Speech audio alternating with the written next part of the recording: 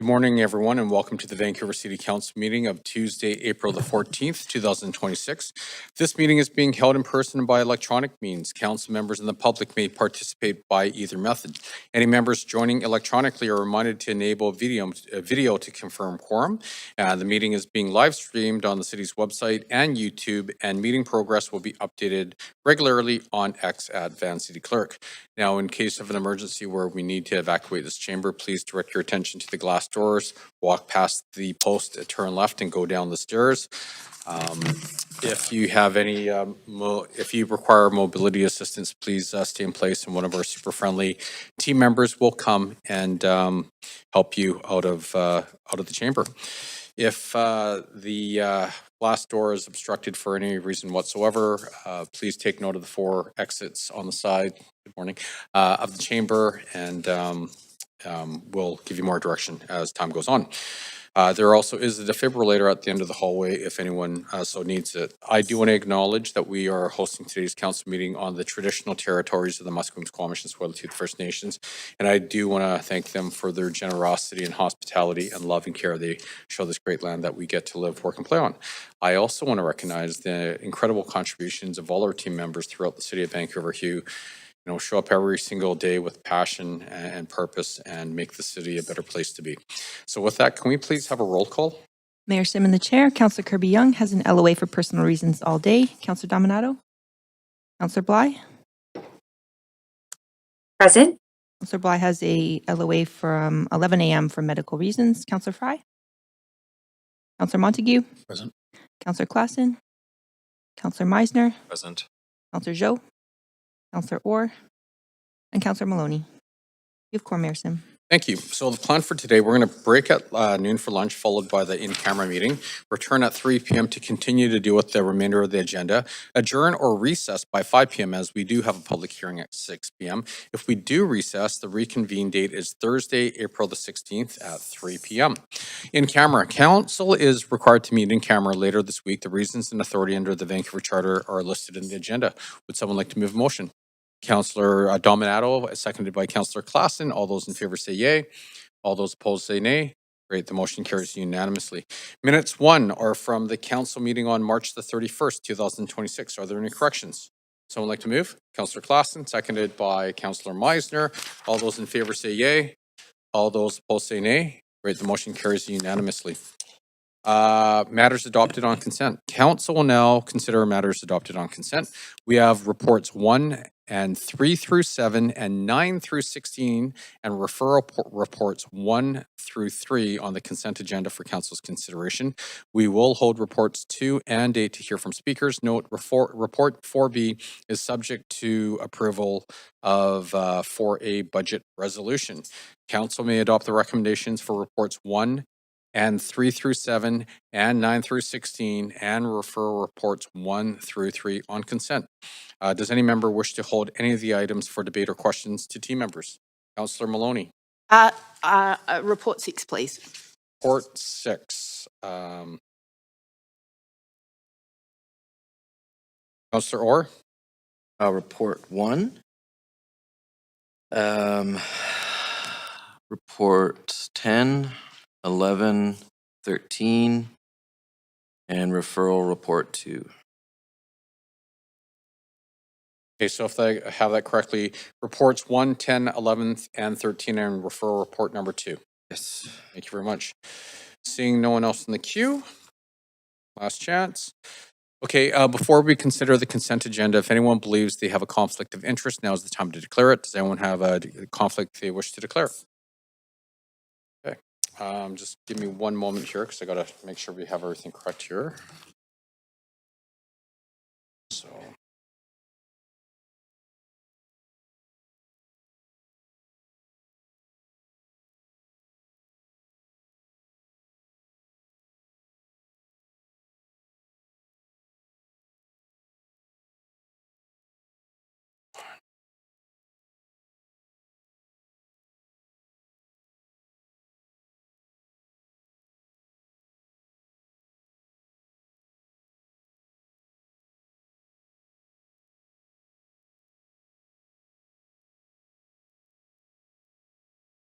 Okay. And clerk, please correct me if I do not have this correct.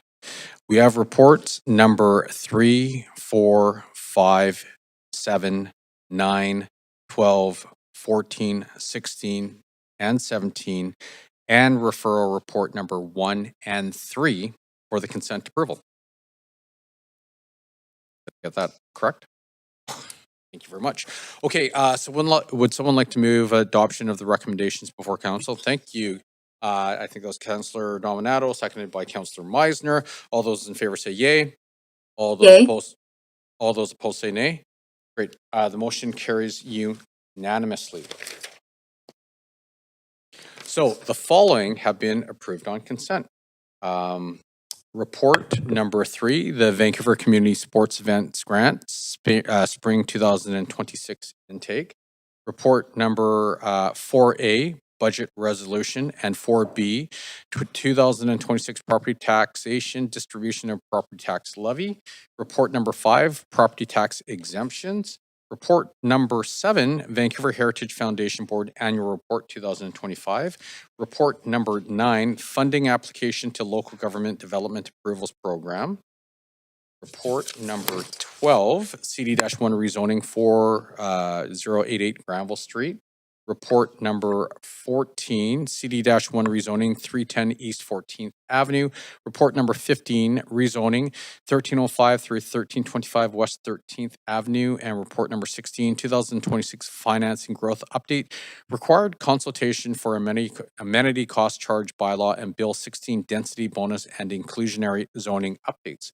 We also have referral report number 1, fast tracking rental housing and small hotels, new mixed use commercial district, and referral report number 3, CD-1 rezoning 888 through 896 Canby Street and 111 through 191 Smythe Street. Okay. So number 1. Okay. So the first item on the docket is report number 1, 2025 homeless count Vancouver. Before we begin this agenda item, if anyone believes that they have a conflict of interest, now is the time to declare it. Any conflicts? No? Okay. This item has a presentation.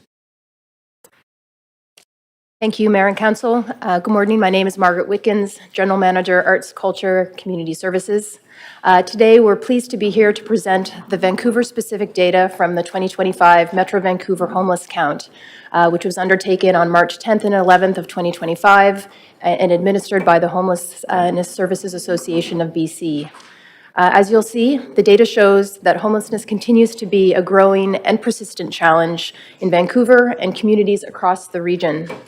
The city continues to partner with governments and nonprofit organizations to identify and activate additional spaces, enhance services for people experiencing or at risk of homelessness in Vancouver.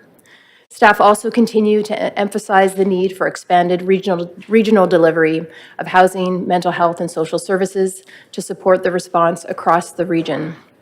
I will now turn it over to Dustin Lupik, social planner, who will walk through a short presentation. Celine Mobiles, Managing Director of Housing and Homelessness Services, is also here, and we're happy to answer questions as we go forward. Thank you.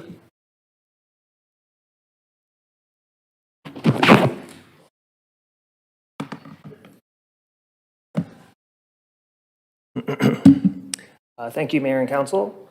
Thank you, Margaret. Hi, my name is Dustin Lupik. I'm a social planner in homelessness services here at the City of Vancouver, and I'm here to present on the data from the 2025 homeless count, as well as some of the work being done within homelessness services here at the city. Just before we begin, I'd just like to acknowledge that we're doing this work on the unceded territories of the Musqueam, Squamish, and Tsleil-Waututh nations. So just a quick agenda for what it will look like today. First of all, we'll go through some background of what the count is. We'll look into some of the findings and the drivers of homelessness, as well as looking at what the city's response is and some of the things that we are doing here at the city.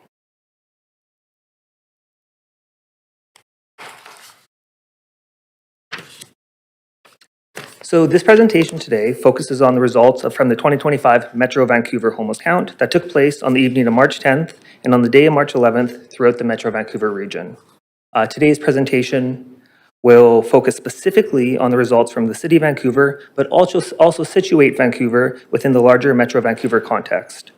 A point-in-time count provides a 24-hour snapshot on the number of people experiencing homelessness in a community. This includes people that are staying in sheltered locations, as well as those that are unsheltered and do not have a place to stay where they pay rent. The count is possible through collaboration with nonprofit service providers, including emergency shelters, drop-in centers, outreach teams, the health authority, as well as parks who assist with data collection. 2025 was the third time that all the counts aligned, meaning that the federal, provincial, and regional level, there were counts all occurring during the same year.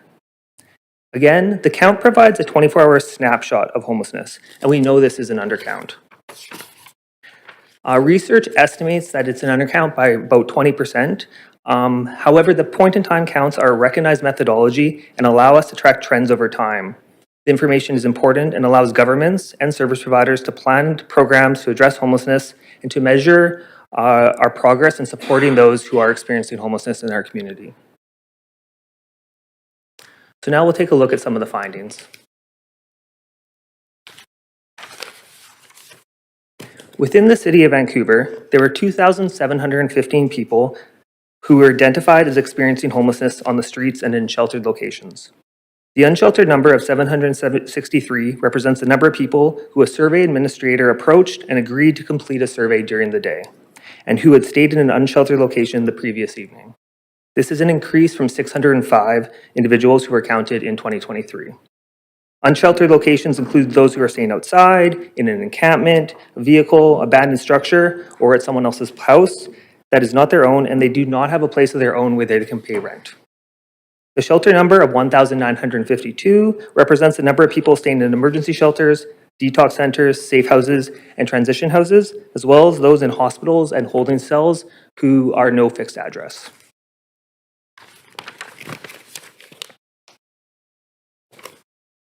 So how does this number compare over time?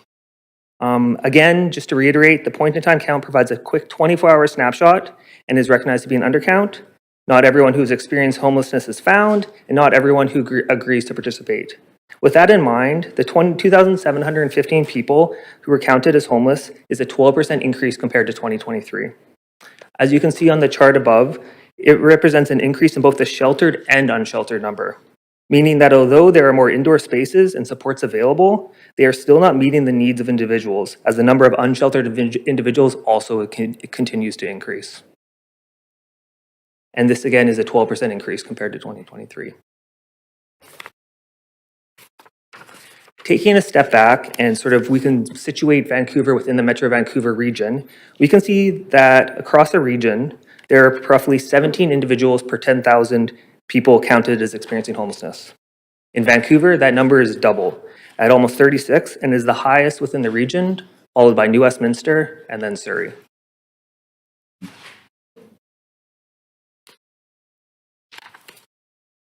Looking at it another way, while 1/4 of people in Metro Vancouver live within the City of Vancouver, over half of people counted as experiencing homelessness were in the city. This is a relatively consistent compared to 2023, when 50% of people counted were in Vancouver. The total number of people counted throughout the region was 5,232, compared to 4,800 in 2023, and so overall, there is a 9% increase throughout the region in the homeless count number.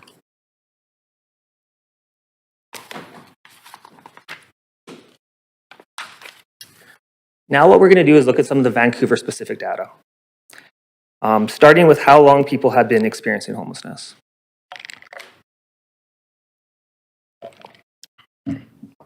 As we can see, during the last few counts, the length of time individuals have experiencing homelessness is increasing. 79% of respondents indicated they'd been homeless for at least 1 year. This is an 8% increase since 2023, but it's a 25% increase since 2020. At the same time, only 11% of individuals have been homeless for less than 6 months. Additionally, unsheltered individuals are much more likely to be experiencing long-term homelessness than sheltered individuals.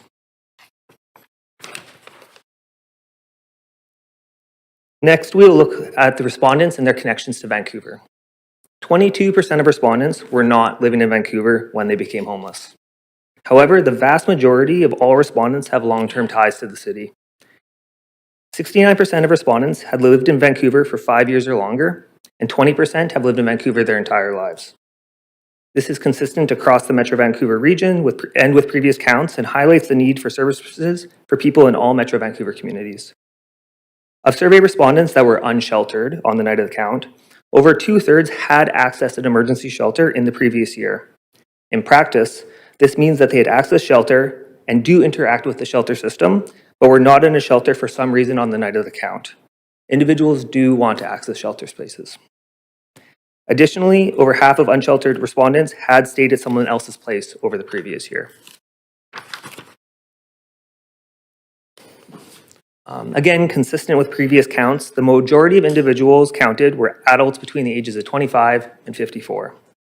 This is with an acknowledgement that youth and seniors may face additional barriers to take part in the count.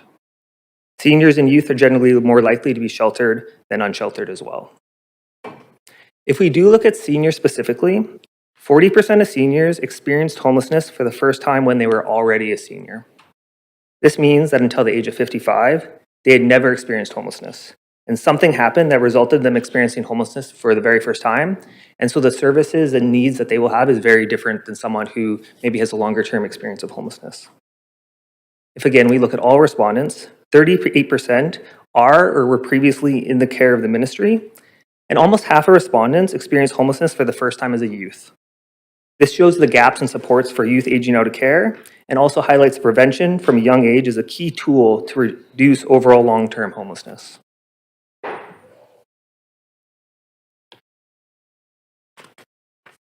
Now turning to gender and sexual identity. During the count, 28% of survey respondents identified as a woman. This is compared to 23% in 2023. It is generally accepted that women are undercounted in point-in-time counts and more likely to exhaust all other resources before becoming homeless, including living in unsafe situations and maybe with partner violence. This may result in them not being counted on the day of the count. 4% of survey respondents identified with another gender identity other than man or woman, and 5% of survey respondents identified as having transgender experience.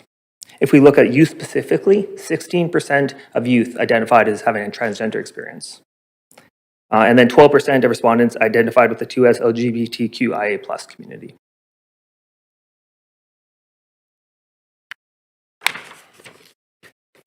Looking now at Indigenous individuals experiencing homelessness, Indigenous peoples continue to be vastly overrepresented in homelessness in Vancouver.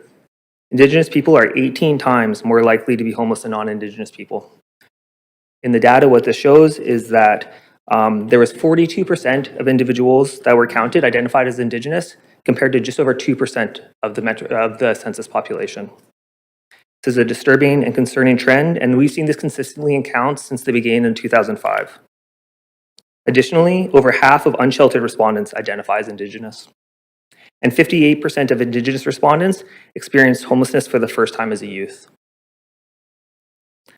Participants were also asked about their experience with residential schools. Of Indigenous respondents, 70% had some form of experience with residential school, and 9% had experienced themselves with residential schools.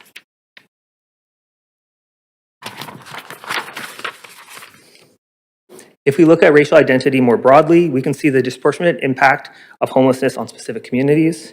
It is really important to note that the realities experienced by individuals who are part of racialized and newcomer communities are different from that of other communities. Factors such as discrimination, language barriers, historical trauma, and colonization have a cumulative effect. They are also linked to homelessness and being able to break the cycle of homelessness within Canadian society. This can all lead to additional barriers for people to access housing, as well as needed support services in a culturally appropriate way. If we look at the count, we can see that people that identify as Black continue to be overrepresented in the homeless count population. 9% of people counted identified as Black, compared to 1% of population in the city. Now we're going to turn our attention to some of the drivers of homelessness.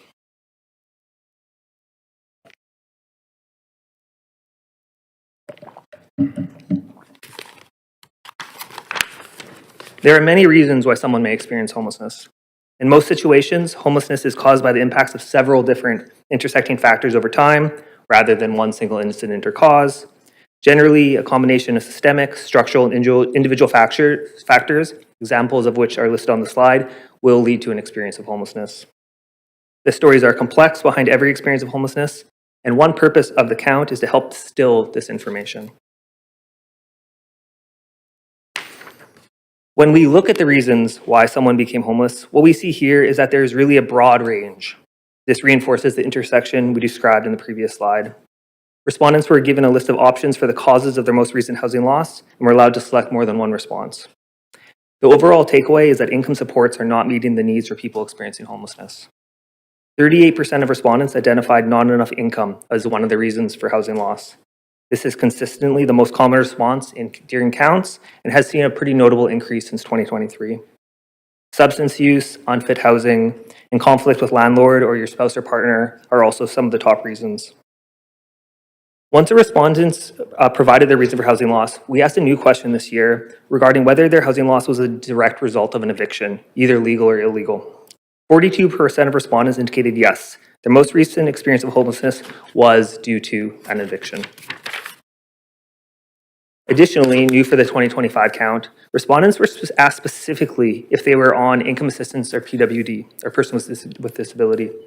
This was asked separately from other income questions to understand what percentage of respondents received some form of government income assistance. The vast majority, 83%, indicated they were on at least one form of government assistance. This shows that people are receiving some form of government income, but that income is not enough to find safe, appropriate housing.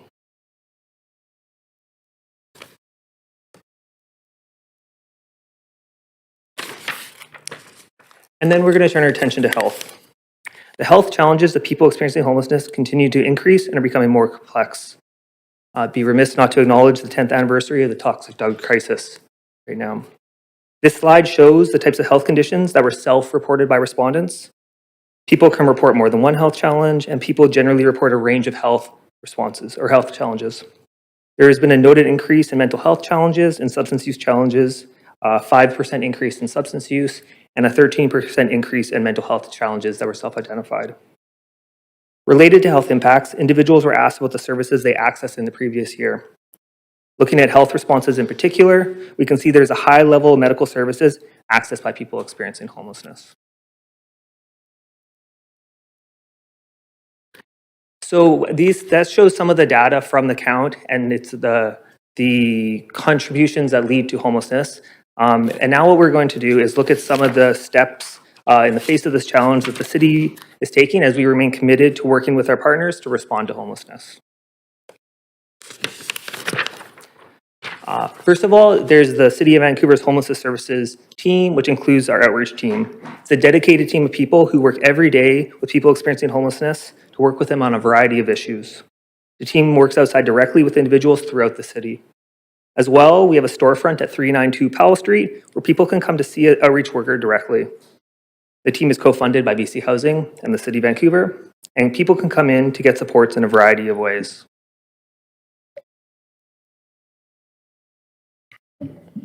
A focus of the team is housing and housing loss prevention through rent supplements, support in accessing housing.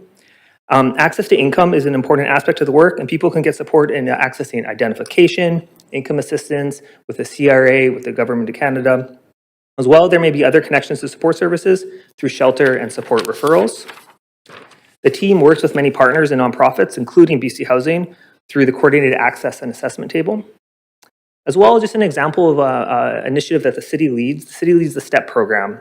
It's the first program in the province to assist self-identified individuals who are ready to move from supportive housing into more independent living. In 2025, outreach staff supported 21 unique individuals to transition from supportive housing into their own independent housing, allowing those vacancies to be backfilled by those more in need.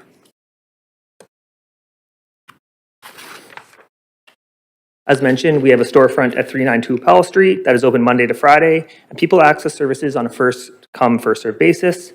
Generally, the outreach team sees about 90 to 100 people a day, and in 2025, worked with over 6,500 unique individuals. Of that 6,500, about 1,600 were accessing services through the city's outreach team for the very first time. And just over 500 people were able to secure or maintain their housing through their work with the outreach team. The three pillars that ground the work that Outreach Team does includes connecting people to housing and preventing evictions, helping people access income, and connecting them with other supports. Another aspect of the Outreach Team is a relatively new initiative, the Juan Alexander Kamoa Civic Office, located in Chinatown at 112 Kiefer Street. The office aims to bolster local coordination, responsiveness, and promote a community-engaged approach in the area. City staff are available to engage with community and collaborate with city departments, leveraging on-the-ground knowledge. As community engagement at the office increased, it became apparent that Homelessness Services, the Outreach Team, has a specific skill set which would be able to provide their expertise to the people accessing services. Outreach staff provide in-person and culturally specific services to Chinatown residents at the office. In 2025, the Chinatown office saw 1,388 visitors, of which 99% were supported by the Homelessness Services Outreach Team. The main services being sought include access to housing, other community resources, and Service Canada matters. Almost everyone who accessed services at this office was a senior. And so just take a moment to looking at seniors specifically.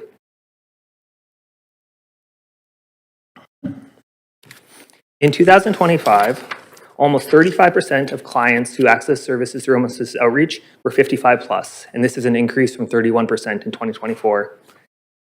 We work with seniors on housing, health, advocacy, and income situations, including OAS and GIS.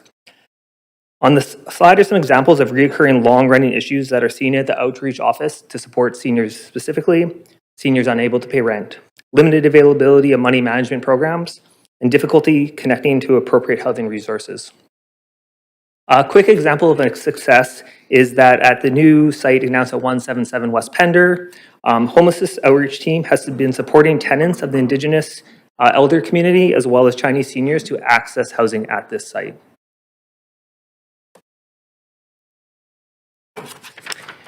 And next, we'll provide a quick overview of the current shelter landscape in Vancouver. There are over 1,500 shelter beds open 365 days a year in Vancouver. Shelters play an important role in the homelessness service system and serve as a gateway to housing and supports that help break the cycle of homelessness. The city has a long-standing partnership with the province through BC Housing to activate shelter spaces. The city has often provided land and city-owned buildings, and the province has supported through capital and operating funding. Additional shelter spaces are deployed between November to March or April to expand the shelter capacity to ensure all residents have a safe, warm place to come inside during the cold and wet winter months. The city also funds and activates warming centers when temperatures reach -4 degrees Celsius to ensure people can access indoor spaces for their life safety. This winter, there was an additional 445 spaces to ensure people can access a safe, warm place to come inside. And then in yellow on the slide, it highlights some shelters that support specific demographics within the city.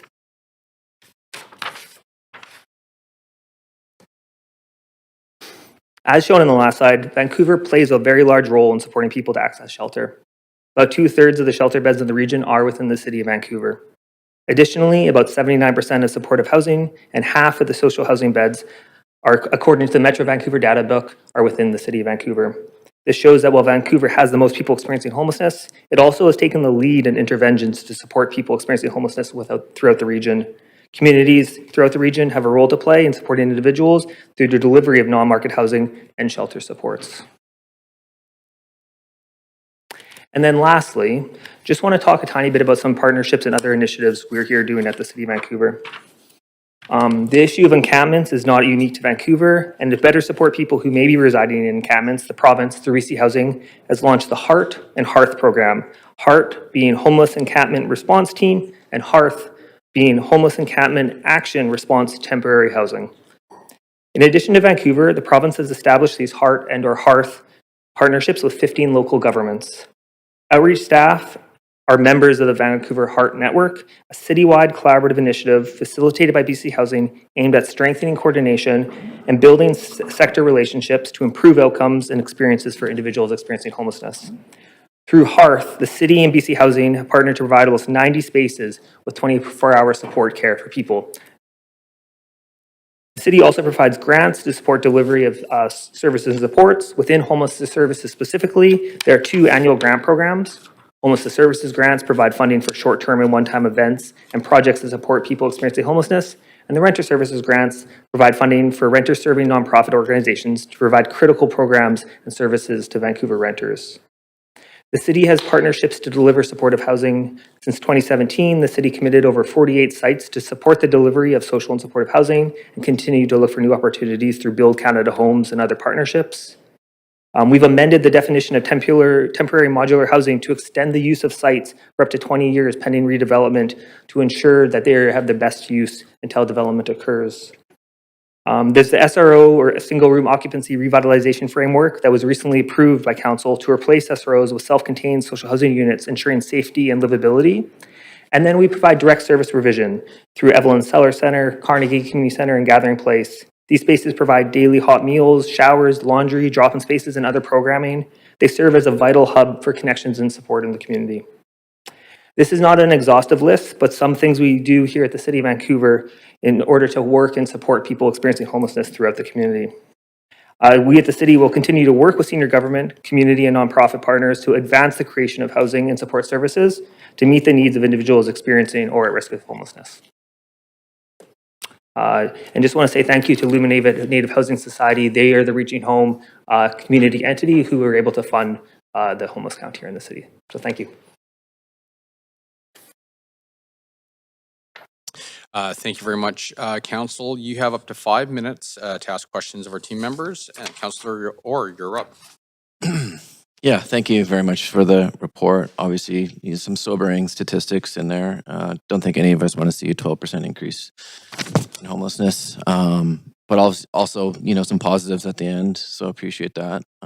We are doing everything we can. And I know that all levels of government, have to step up. And that's sort of where some of my questions lead. But just first off, this count was done in March, correct? And now we're getting it 13 months later. Can I just get a sense of why this has taken that long to come out with the report? Hi, Celine Mobless, Managing Director of Housing and Homelessness Services.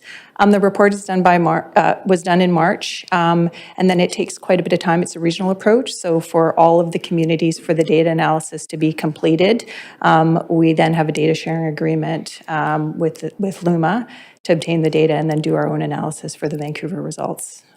So it takes a bit of time to process the data. No, fair enough. There's no disrespect intended. I just was curious. But so just kind of focusing on that 83% number in terms of people who are on income assistance. Has council sort of requested or asked the province to increase social assistance rates? I know they're at around 500 to 600, and I know that probably has a lot. I can't think of many places that rent for that, and anecdotally, you hear of people having to make up for that loss of income through street crime. Has this council or have other councils sort of called on the province to increase social assistance rates recently? Is that something we could do today? I defer to Mayor and Council to make that decision, but a lack of income has been consistently identified as a reason for people unable to access housing. Our counts have shown that, as well as our other research. So that has been a kind of a consistent theme. And yes, there has been advocacy to the province. They recently did increase income assistance rates, but the shelter component is still shy of what's needed in order to find affordable housing. Okay, that's good. Good to know. For the shelter spaces, it looked like a discrepancy in terms of the number of, the shelter spaces. I couldn't quite remember the deficit, but do you have a ballpark of the deficit in terms of the shelter spaces and how many people are at risk of homelessness or unsheltered? Shelters, if you're in a shelter, you are considered homeless. So we see it as a kind of a gateway to housing. And as you can see, some of the issues around health, some of the biggest challenges are more pronounced in the unsheltered population. So shelter is really critical as a gateway to housing. I think there's always a demand for shelter, and specifically for certain populations. We hear that shelter for couples is a real gap, so there's a need for that.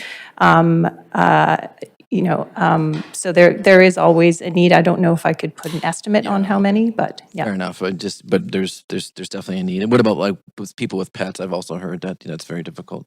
For Yeah, I think through BC Housing, who provides the operating funding for all the shelters and works with the nonprofits, there are more shelters that are now accepting pets, but that is an ongoing issue. Yeah.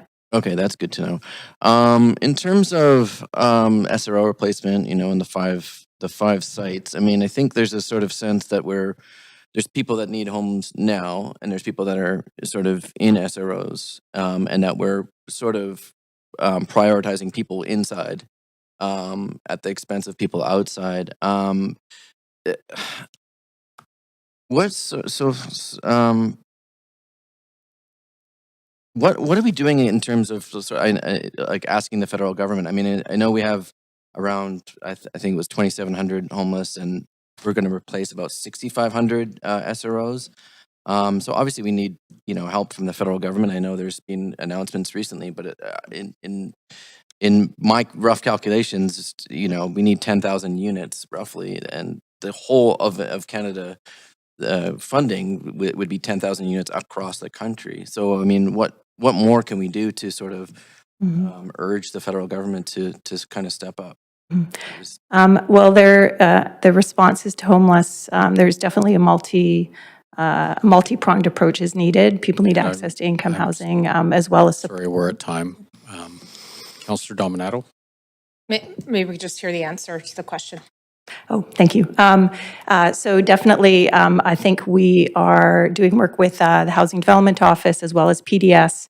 There's a lot of work going on to identify new opportunities for funding. Council also recently approved grants to support private SROs to help upgrades and safety and livability and affordability in the interim. So in addition to replacing SROs, we're looking at new sites, providing city land for new housing, as well as other grants and supports in other parts of the need around mental health, addiction. So it's really, I think action is needed across all fronts. Thank you. That's a perfect segue. I appreciate the question by Councillor Orr about income assistance levels, and I am going to bring an advocacy direction as part of the report to have us advocate for increases in that area, so just as a flag to council. But I do want to focus, and I've got 4 minutes, so I'm going to go quick. The report identified the high risk to youth, particularly youth aging out of care. What have we heard from the provincial government around supports for youth transitioning out of care? When I worked for the province, there was some interministerial work and efforts to try to prevent youth aging out of care and ending up in homelessness. But have you heard anything in terms of any new measures or steps to prevent that? I have not. Yeah. Okay. There was also the note about particularly women, and again, maybe underrepresented in our count, but when we do connect with women on the street, are we able to drill down to about whether they've left an abusive relationship, intimate partner violence? We know it can be a contributing factor, but are we able to get that level of granularity around their experiences and if that was a major factor in ending up on the streets? Yeah, thank you. In this report, we don't have that granular, but we have the data where we would be able to, for example, take a subpopulation of women and then look at their reasons for housing loss and see if there's different things that are highlighted. So that is something that we would definitely be able to look at within the context of what the data shows. For sure, we could do that. Okay, thank you. I appreciate that.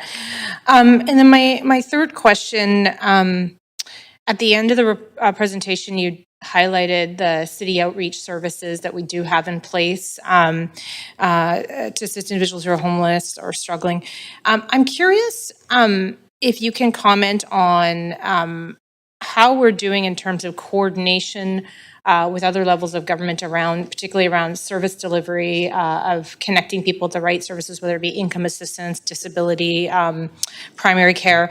And the second part of my question is, have we heard anything further from the province about the promised navigation center, which was really intended to be a one-stop shop of not only shelters, but co-locating provincial services so that people could be connected readily to necessary supports? And I'm just, so they're sort of two-pronged. How is it going in terms of our current coordination through our outreach?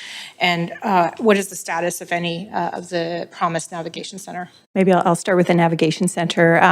There are no updates on that front. I understand that finding a site has been the most significant challenge, so that's ongoing. As for coordination be it with MSDPR, the Ministry of Social Assistance Poverty Reduction, great. We have their staff in our offices to help fast track income assistance or problem solve if there are issues.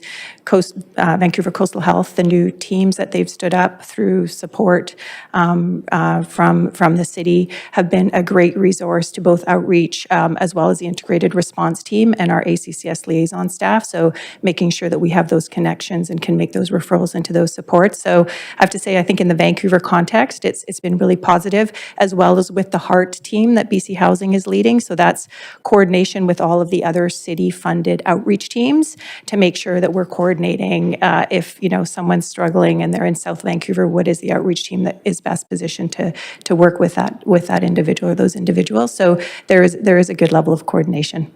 Okay, thank you. I appreciate that. That's all my questions. Thank you, Councillor Fry. Thank you again for the report, and sobering to be sure.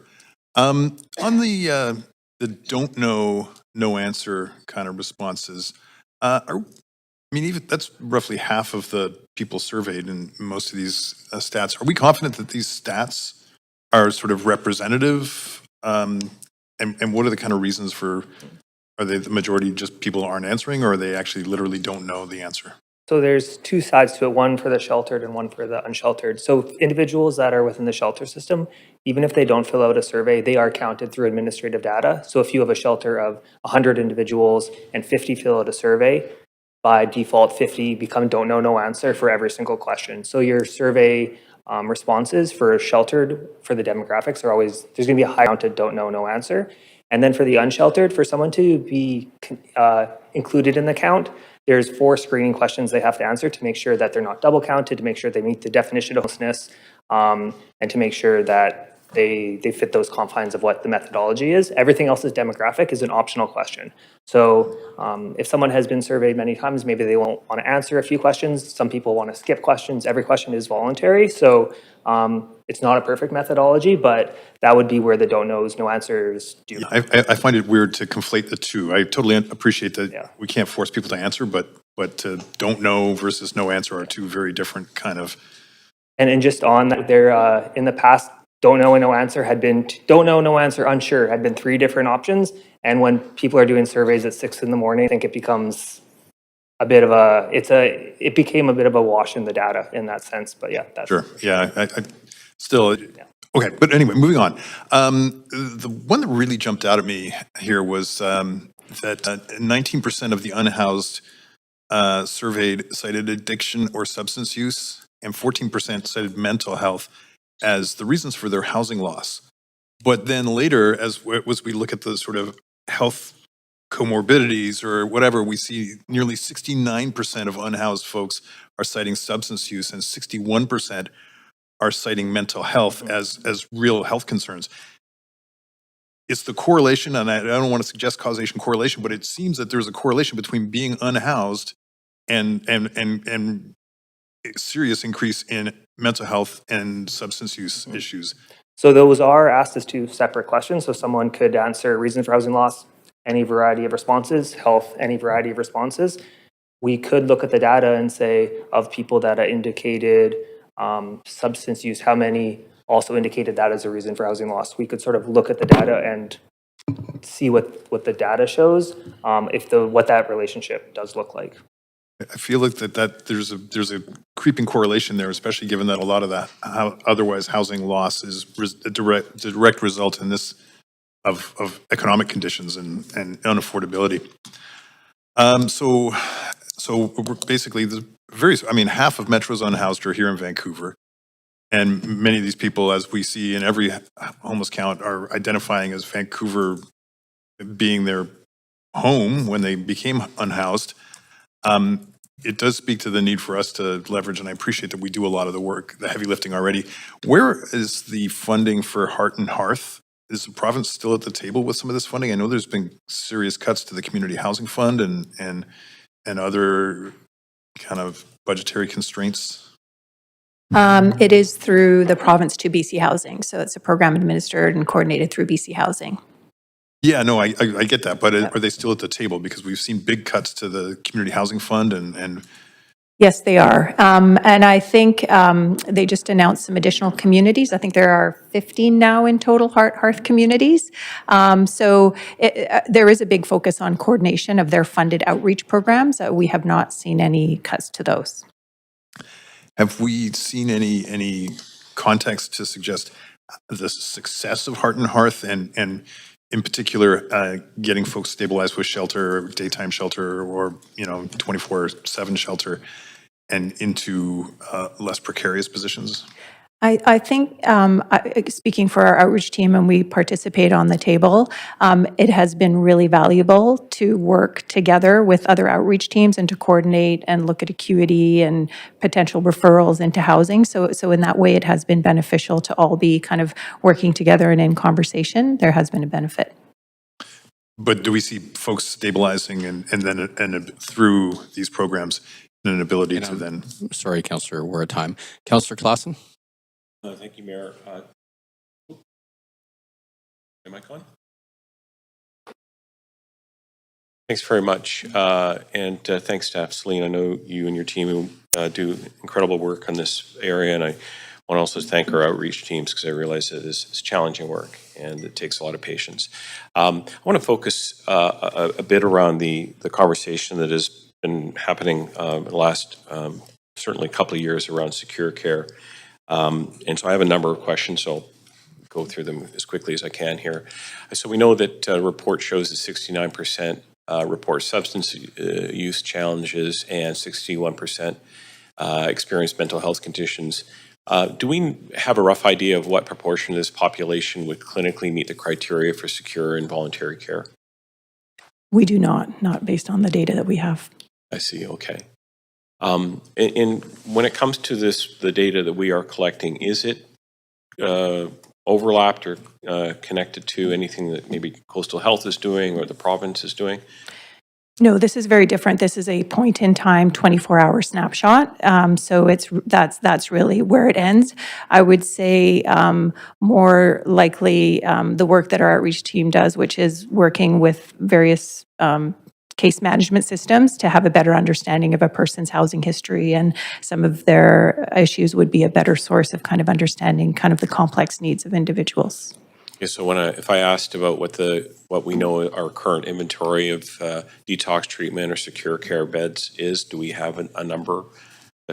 I'm sure we could get that number for you from ACCS. Yeah. Do you for somebody seeking stabilization and support, what are the average wait times that we're aware of for that? We'll need to get back to you on that, Councillor Clausen. Thanks very much. And I know that the point in time count does survey, but are we collecting any do we have any access to data on clinical acuity levels? So somebody's level of substance use disorder, brain injury, or potential psychosis? We would not. That would be Vancouver Coastal Health that would hold that data. Okay. Does the city have a specific ask to the province regarding secure or complex care beds at the present time? Not that I'm aware of. Interesting. Okay. And have we, as a city, identified any potential sites or partnerships if the province wants to move forward? Not that I'm currently aware of. See, okay. But I could follow up and get back to you on that if that's... Sure. It begs the question that we do often say that the province hasn't stepped up yet in terms of secure care beds. But it would be interesting to see if that dialogue has been infused with conversations happening on the city side here, saying, here's what we can do, or, in terms of any kind of resources or property, or if that, if that was the case. So, okay. Thanks very much. I'll leave it at that. Thank you. Thank you, Councillor Meisner. Yeah, thanks for the data. Obviously sobering, as Councillor Orr mentioned, but important for us to have. Question around a few things. First question was around the survey data, around 23% of respondents having an acquired brain injury. Is that a new data point? I hadn't recalled seeing that before. This is the second time it's been asked about acquired brain injury. So the health challenges question has evolved over time. If in 2023, it was actually asked as a standalone question, and this year has been sort of rolled up into as one of the possible health challenges. So it's the second time we've asked about acquired brain injury specifically. Okay, and how is that tracking? It was 23% in this survey. Do you recall? It is a bit of a reduction compared to last time. Within the context, though, that it is now part of a larger question, I think we would probably want to see one more survey happen to see if there's any correlation between the survey design and how that does, or if it's the data shows. But based on the raw data, there is a slight reduction. Okay, thanks for that. My other question was around the office. I wasn't aware of that office on Powell Street.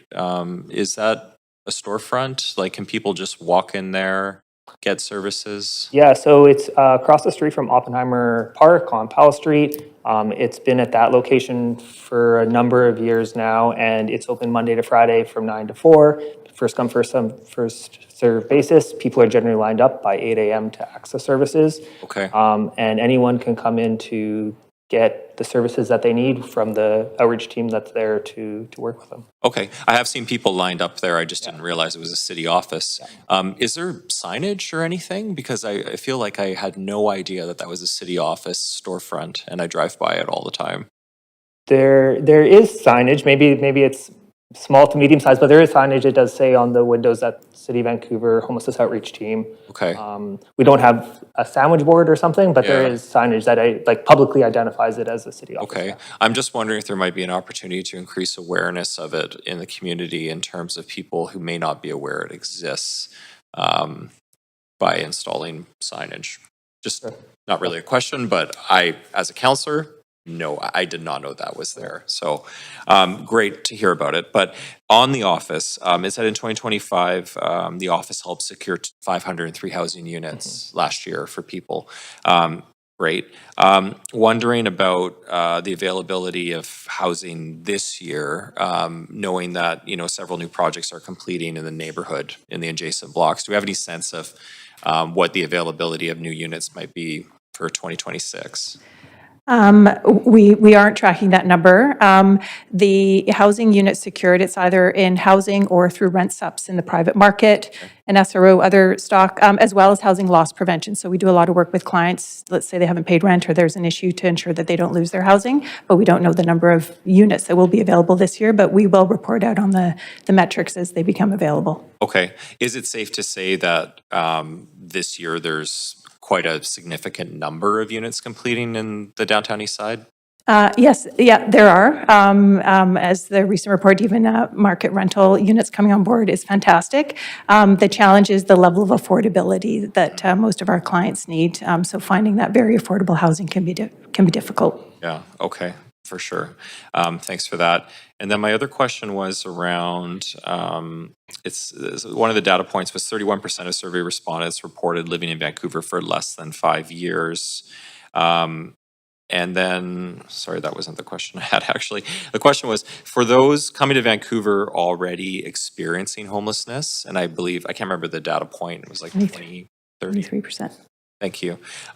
Do we collect data or have insight on as to why they decided to come to Vancouver, given that they were already experiencing homelessness? I can imagine why, but I'm just curious if we collect any data. So we don't ask why someone came to Vancouver as part of the survey. The one piece of context about that 22% as well is, say I became homeless 25 years ago and moved to Vancouver 22 years ago. I've been in the city for 22 years. I've been homeless the whole time, but I would be part of that 22%. So it's really, when did you become homeless? When did you move to the city? And not a track of how many were in the last 6 months or the last year. So just a little bit of context on that, but we don't ask why someone did come to Vancouver as a survey question. Okay. Okay, thanks for clarifying. Appreciate it. Thank you very much, Councillor Maloney. Thank you. Given the shortage of supportive housing available to all those who need it, do you have a sense of the cost implications for healthcare systems such as psychiatric units and similar facilities? We have done the analysis to show kind of the cost of a shelter bed versus hospital versus housing. Shelter beds are very expensive, as are healthcare beds. Housing is, from an operating kind of perspective, it is the best investment and outcomes for clients. I don't have the data specifically, but we could follow up on that. Thanks. I'd be interested.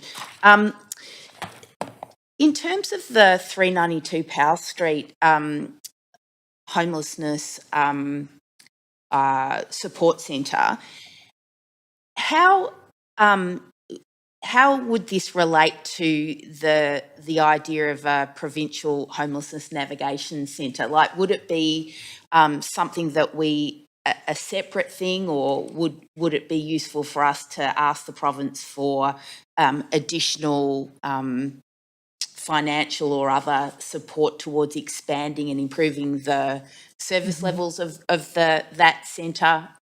I think the navigation was initially envisioned to be kind of a specific location with wraparound supports for people that aren't typically accessing shelters. So our outreach staff could potentially refer folks into that shelter. There would be health and other supports provided in that shelter to support people to get into housing. So it was always envisioned as a standalone. So quite site. different thing from, Yes, from that. from an out, yeah. That's very Thank you. helpful. Thank you. In terms of the 22% of people that became homeless somewhere other than Vancouver, I keep happening upon a very persistent idea that the majority of homeless folks in the city of Vancouver have moved here from somewhere else. Do you have any idea what's causing that and how we can address that unhelpful view? I think what the data shows over time across the region is that people feel most comfortable accessing services in their home communities. And I think really the point, pardon me, that we're trying to make with the data is the importance of ensuring that communities across the region and province have the supports so that people can access those supports in their communities. Vancouver is the urban center. A lot of people come here for all kinds of reasons, jobs, education, all of those pieces, but just the importance of ensuring that resources are available in home communities for people to access. So in some cases, they don't need to come to Vancouver to access those. And I think homelessness a few years ago was considered a big city problem. We know that that's not the case anymore. It's an issue in communities, rural communities, larger communities right across the province. Thanks. I'll leave it for now. Thanks. Thank you, Councillor Dominato. Yeah, thanks, Mayor. Seeing no one else on the queue for questions, I'd like to move receipt of the report and then move an additional resolution, which I've circulated to council. Do we have to go to an amendment queue, or is this main queue? Great, thank you. Councillor Dominato, go ahead.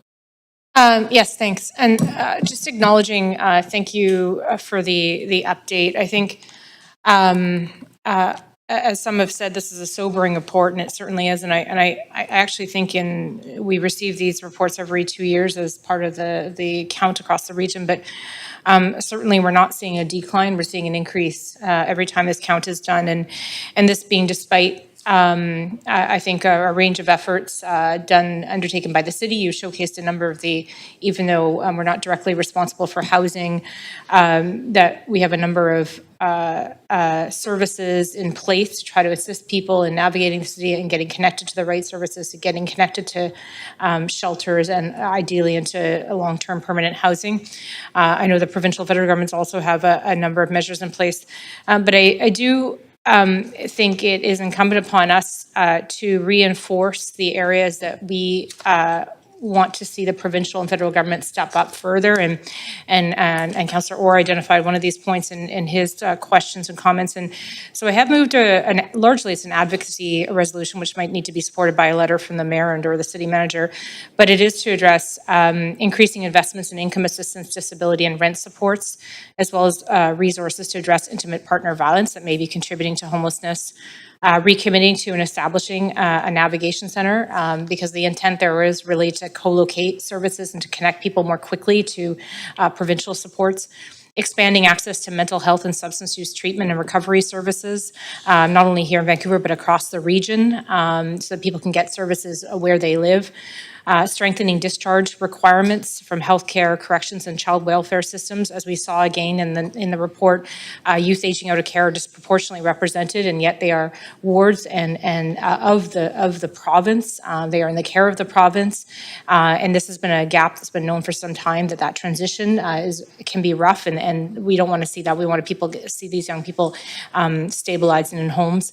And then finally, to support local governments in daytime sheltering. This is a conversation that has come up at this council numerous times, that there are not sufficient daytime sheltering spaces. They are not funded by the province, even though they're a much needed resource. Many of our shelters close in the morning, and so there is that displacement. The Kettle Society's drop-in center has seen a huge surge in individuals seeking daytime sheltering, just adjacent to the downtown east side. And so I'm hoping that council will see the merit in supporting this resolution to, again, drive our vision for greater support in these areas. Great. So I think that was seconded by Councillor Clausen first. Great, thank you. Councillor Orr. Yeah, I was going to second that, but yeah, happy to support. Very thoughtful advocacy piece, something I was also interested in doing, but this is a little more comprehensive. So happy to support a lot of this, and thank you for bringing it forward. Councillor Fry. Yeah, I happy to support this as well. I submitted an amendment to the amendment. So we'll go to amendment Q number 1, please. And yeah, just adding to E, in addition to providing support to local governments for daytime sheltering and housing with supports. We know especially from this kind of material that that a lot of folks are falling into serious issues for lack of housing, and the lack of housing exacerbates issues that require support. So I think getting them back into housing requires some kind of supports, and it is to the senior levels of government to help us with that. great. And do we have a seconder? Councillor Maloney, thank you very much. Okay. Seeing no one else in the queue to the amendment, we will bring that to a vote.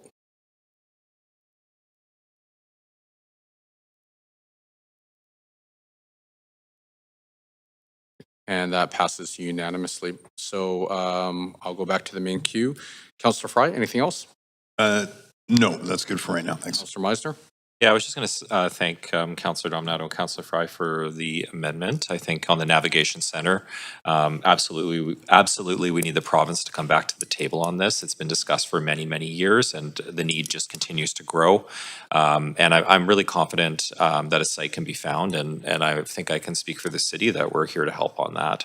On the increase of mental health and addictions treatment beds, obviously a very clear need for that as well. And I know we have there's a facility under construction at Clark and First, I believe. I know that was a little bit behind schedule, but I'm looking forward to that opening. But obviously the need is great and continues to grow.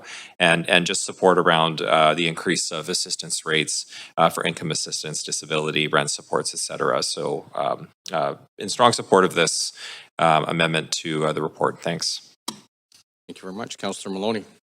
Thank you. I am also supportive of this amendment, and I think that it's so important because the what I got out of this report was the disconnect between the cost of housing and particularly the availability of shelter rate housing and the disconnect between that and income levels.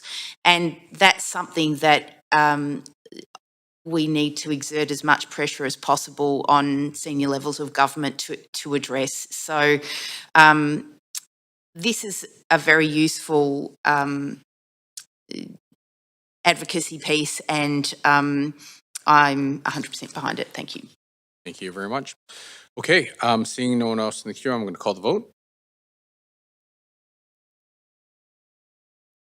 Great, and that passes unanimously.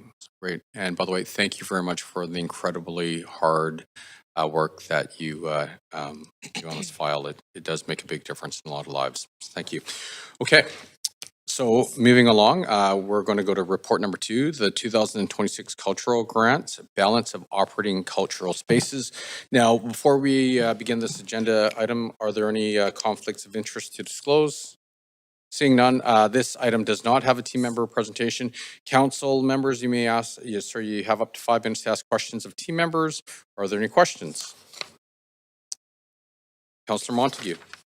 Yeah, thanks. I think all of council received what I guess is kind of a concerning letter from the H.R. McMillan Space Center highlighting what sounds like they feel is some unfair treatment when compared with other grantees. So my question is how are major institutions like the Space Center assessed for their grant funding?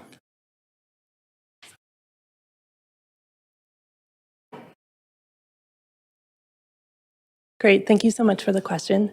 The Space Center is assessed according to the program priorities along with the other arts and culture institutions.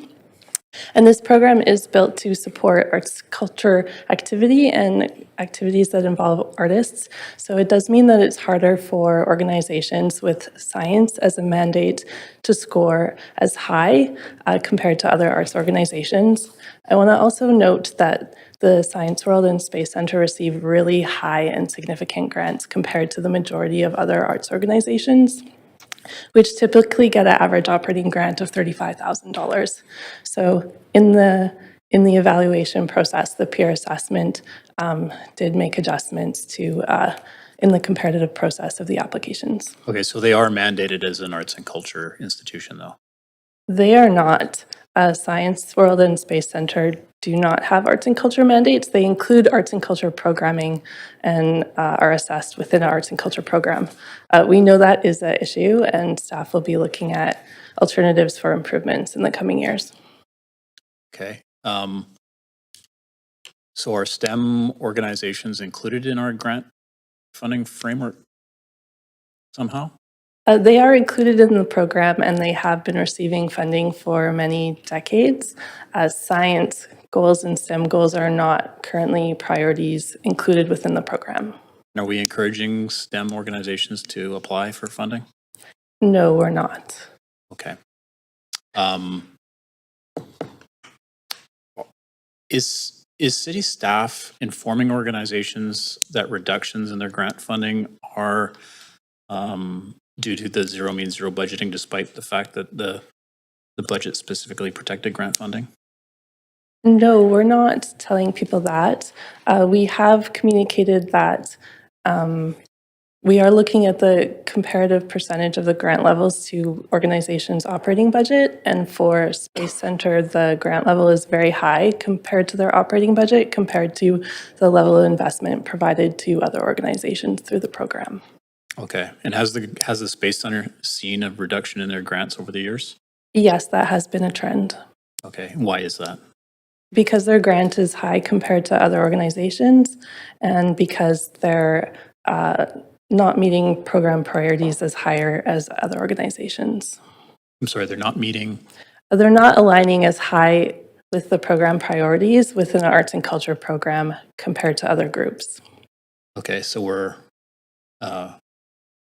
saying that the arts and culture is more important at this point than the STEM organizations? The program was built for arts and culture organizations. These science organizations are legacy organizations, and they are receiving a much higher level of funding currently than other arts organizations in the same program. Okay. And what are we doing to encourage revenue generation from these major institutions? I think, financial health is a part of every assessment. So we are looking at the balance of funding and the proportion of city and public funding as part of their revenue model. We are looking at, okay. Can you just say that last bit again? Yeah, we're considering the financial health and their overall revenue model as part of the assessment of their application. Okay. Thanks, Mayor. That's my questions. Thank you so much. Councillor Joe? Yeah, thanks, Mayor. So I have some questions regarding the cultural operating funding. So my understanding is that in the past, we always have the same recipients receiving this funding. And this year, we open a new recipients for this program. Can you confirm that? Can you elaborate more? Yes, this program has typically been invite only, where we funded previous recipients to this program. To improve accessibility and transparency, this year we launched expression of interest, where we opened the door for organizations to indicate interest in being considered for the program. So for cultural operating funding, 18 applications applied and were considered. Based on culture shift priorities, previous track record of grant applications, and strong operations, only 4 of those 18 were encouraged to apply this year for cultural operating funding. We did put a program on pause in order to add new organizations to this program so that we'd have the budget to do it. Okay, thank you. So another question is, I think we're going to hear from the Chinese Canadian Museum and also the Dr. Sanson Garden. So they have, I think they are all new applicants because of the program, right? Can you confirm that? Okay, and I saw for the museum, they request $350,000, but they will only be able to receive $80,000. And can you elaborate what are the explanations, and can we make sure that in the future it doesn't impact their funding request in the future? $88,000 in this program is actually considered a very high grant. The only organizations receiving much higher grants are the cultural institutions, which include the ones managing civic collections.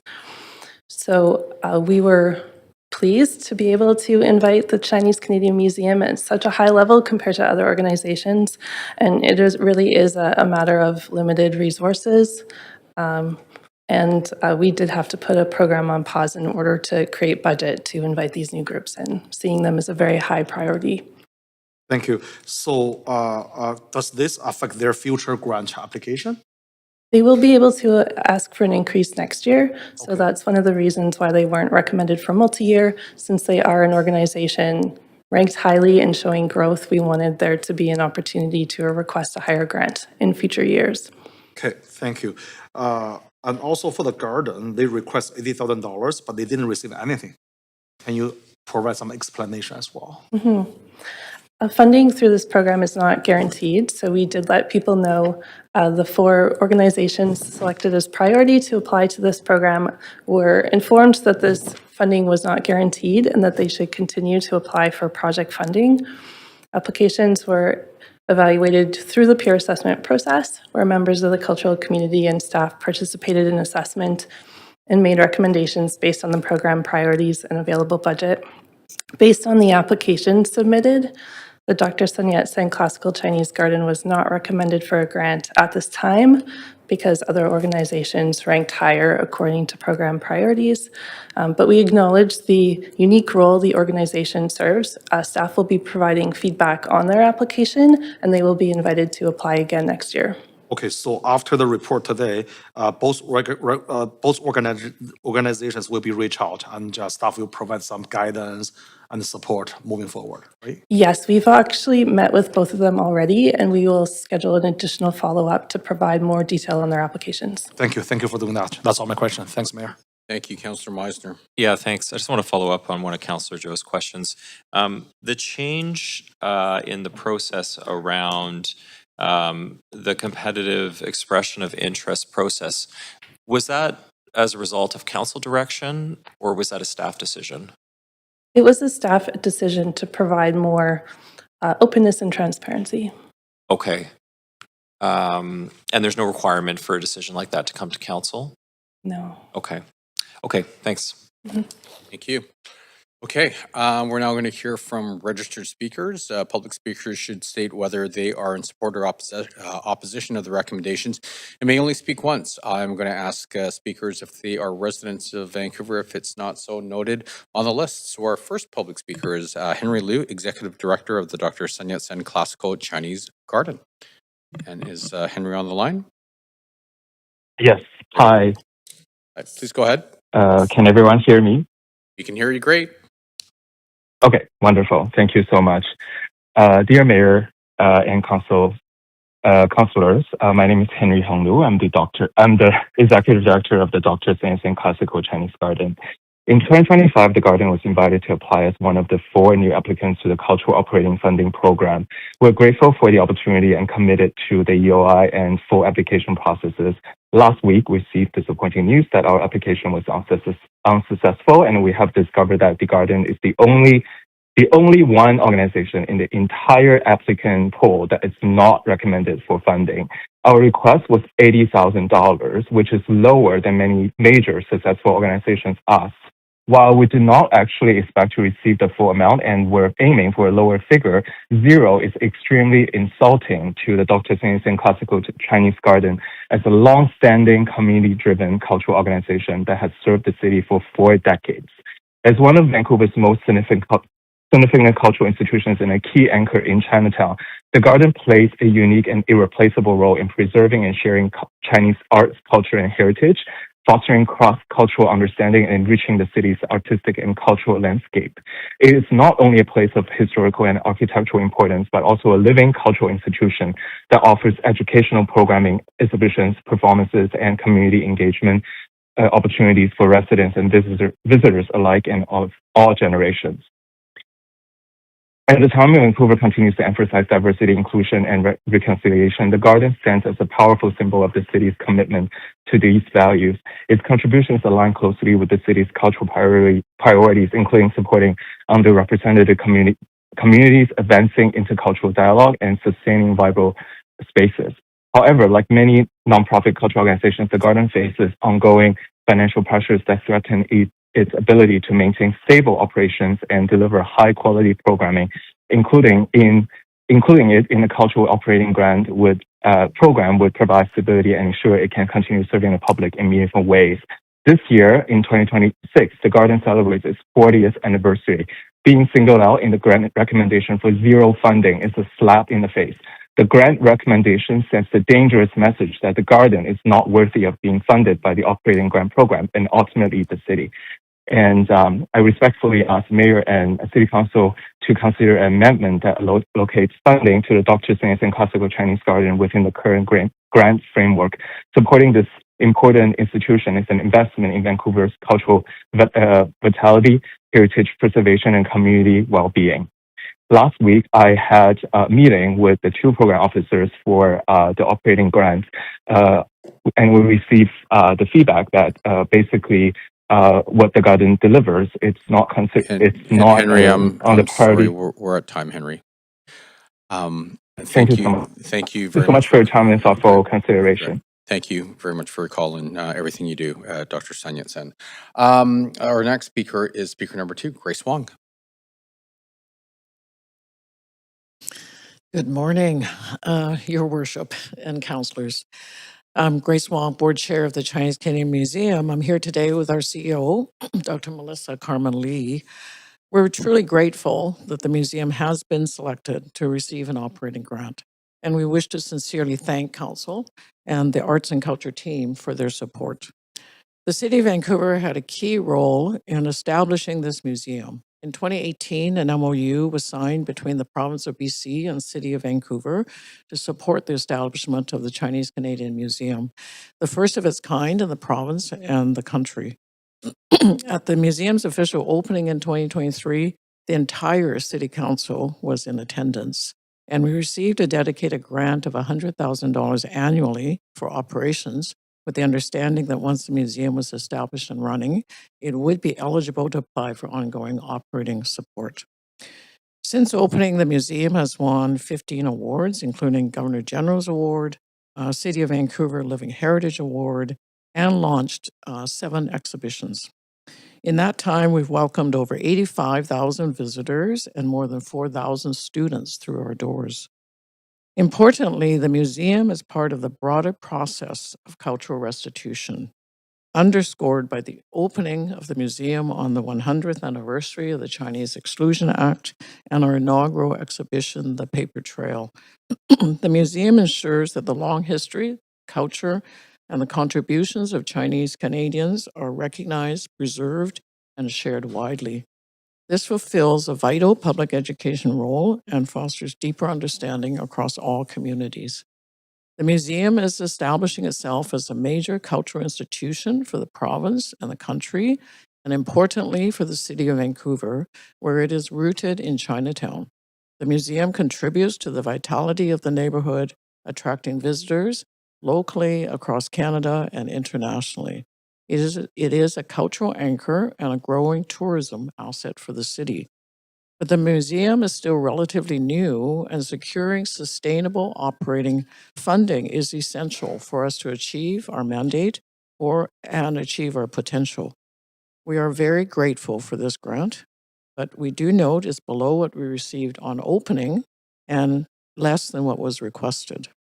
As well, we would then not be eligible to apply for other cultural grants of the city, and that presents then a further challenge. We recognize the realities of municipal budgets, the many priorities the council must balance, but we respectfully ask that at the earliest opportunity, the museum be considered for a meaningful increase to its annual operating grant, ideally at the level originally requested of $350,000. Such an investment would acknowledge the museum is a major cultural institution and affirms the city's commitment to the Chinese Canadian Museum and its work. Great. I'm sorry we're at time. Great. Thank you very much for coming in and all the incredible work you do down there. Okay, that's the end of our speakers list. I do want to thank everyone for coming out and speaking to council. Would someone like to move a motion? Great. Councillor Fry. Is there a seconder? Councillor Joe, thank you. Council, is there any discussion? Councillor Joe. Yeah, thanks, Mayor. Can I ask a 5 minutes recess so I can prepare some amendment language? Sure. Thanks. Have a 5-minute recess.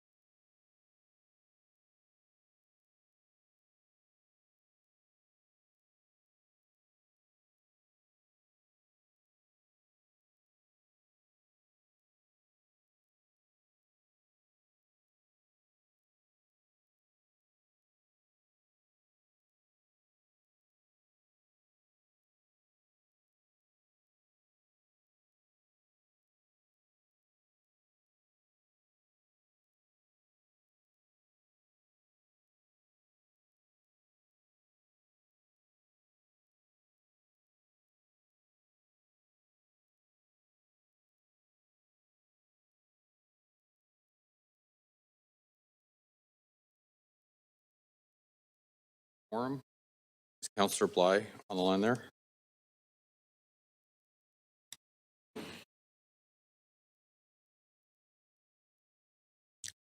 Councillor Bly, are you online?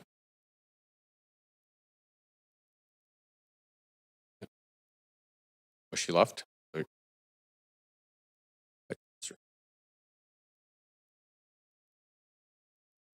If we can get one of the councillors online to turn on their camera, we have quorum. Oh, she is? Perfect. And Councillor Fry and Maloney or they. All right, we'll just keep going. Councillor Joe? Yeah, thanks, Mayor. I'm moving a amendment, which I sent Okay. to everyone If we can already. just go to the amendment queue. Go ahead. There you go. Perfect, thank you.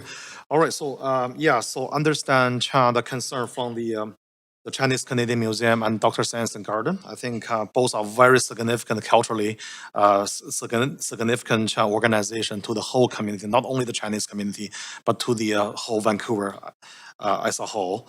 So I think it's not appropriate for a significant organization did not receive any money for this grant recommendation.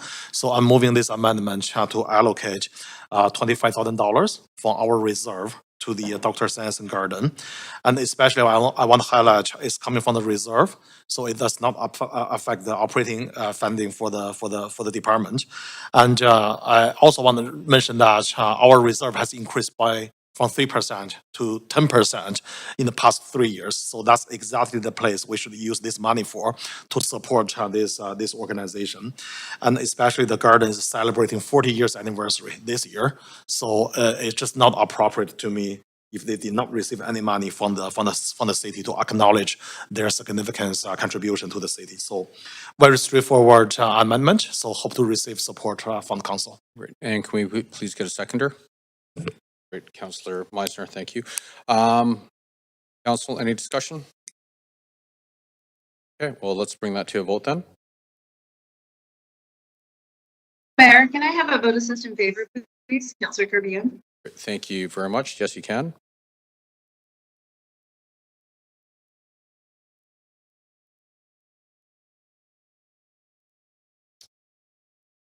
Okay, and that passes unanimously with Councillor Bly absent. Okay, let's go back to the main queue.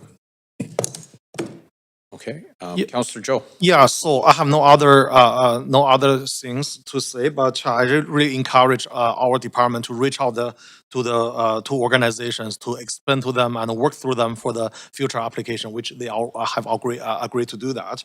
So yeah, so hope to support, hope to see the future grant recommendation from our staff. Thanks. Great, thank you very much. Okay, seeing no one else in the queue, I'm going to call the vote. Please go to the voting panel and vote on. Vote assist in favor. Okay.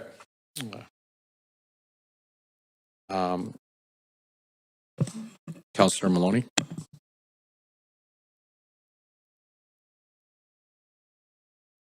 Great, and that passes unanimously. And that is that completes report number 2. Okay. So the next report we have is report number 6, coastal flood management policy. Now, before we begin this agenda item, if anyone believes that they have a conflict of interest, now is the time to declare it. Does anybody have a conflict of interest to declare? Seeing none. Okay, this item does not have a team member presentation. Councillor Maloney, you did hold this item, so you have up to 5 minutes to ask questions of team members.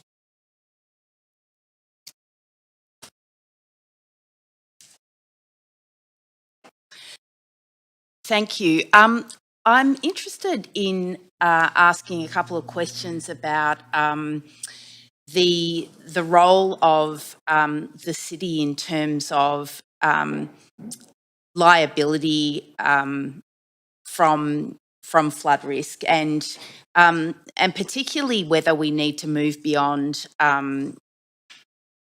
just focusing on False Creek. Thank you, Councillor Maloney. Brad Bedell, Director of Strategic Programs. We have Susan Horn from Legal Services online, I believe. She might be best positioned to respond. Susan, are you able to respond? Yes, thank you. Susan Horn, Legal Services Department.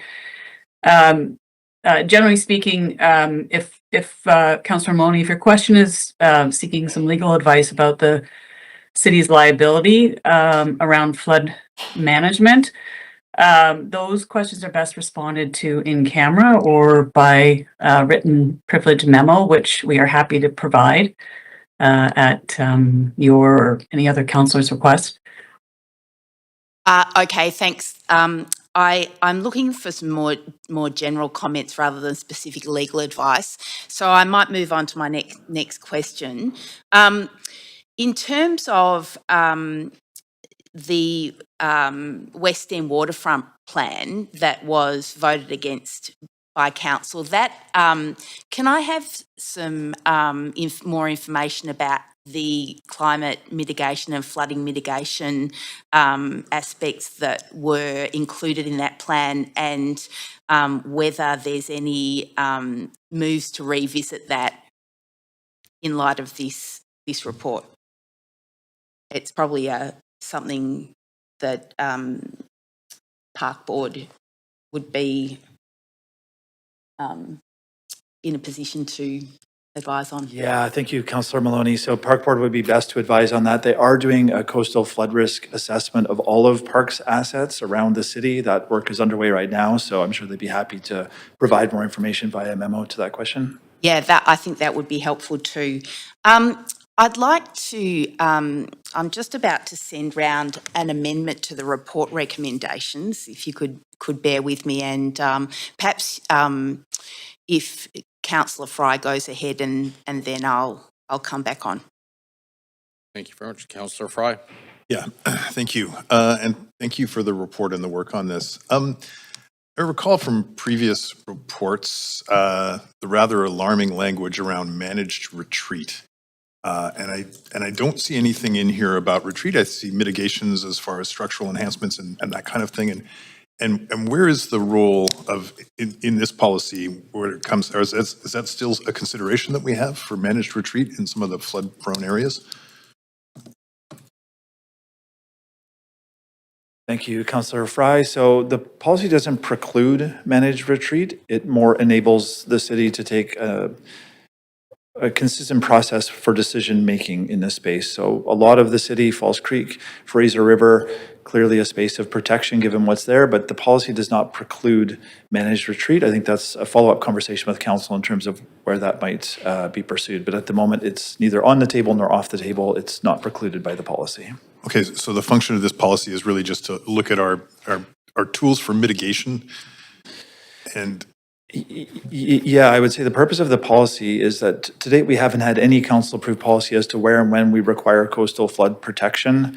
It also sets a bit of a hierarchy in terms of relying on redevelopment as the opportunity to adapt our coastline, to be opportunistic in that approach, and also sets a basic set of criteria as to when the city may choose to invest in protection in particular, and how council would be involved in that. And so and by virtue of the fact that it doesn't include very specific, I mean, one of the conversations we have often is around seawalls versus more natural systems that might form more appropriate breakwaters and that kind of thing. Yeah, this has been a lot of conversation internally. So the seawall is where people will gravitate to as far as coastal flood protection. I think what we're looking at is more of an adaptive approach over time as land use changes to build in flood protection, like we've seen with Northeast Falls Creek and the development application there, that the protection be built into the coastline and not so much relying on a hard line of defense like the seawall. The downside of a raising of the seawall only is that it can create sort of a bathtub effect like you might see with a Richmond-style dike, and that's not what we want here.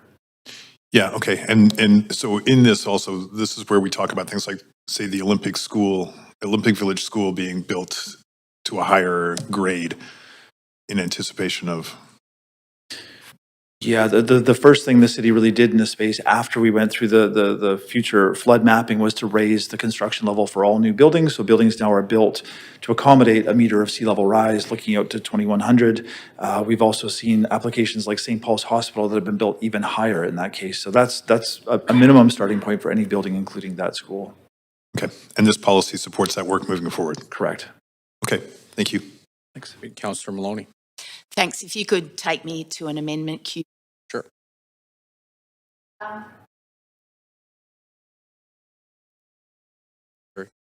There's nothing on the floor yet, so we don't, okay.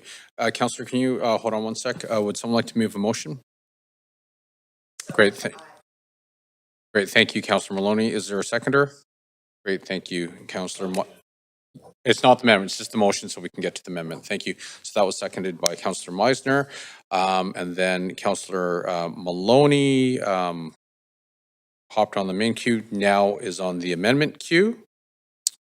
Correct? Great. Please go ahead. Thanks.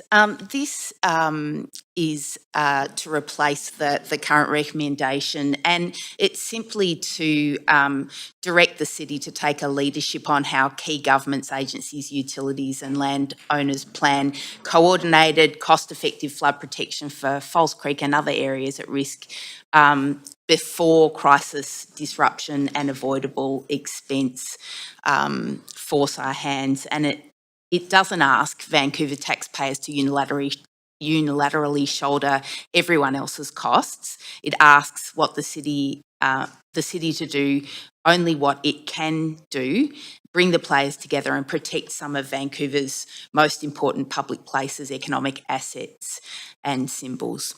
Thanks. Thank you. Councillor Dominato. Thanks, Mayor, through you to either staff or to the city manager. I just want to get some clarity on. Councillor, can I pause your timer for Yeah, 1 second? no problem. Yeah, on the amendment. Do we have a seconder on the amendment? Second. Great. Councillor Orr was first. Thank you.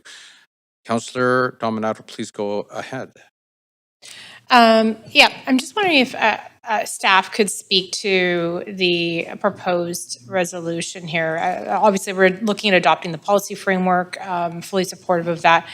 But I'm curious if some of this work is already in place in terms of some of these relationships and partnerships, if staff could speak to it, and whether contextually some of these things are necessary as well. I'm just looking at some of the stakeholders engaged and identified here.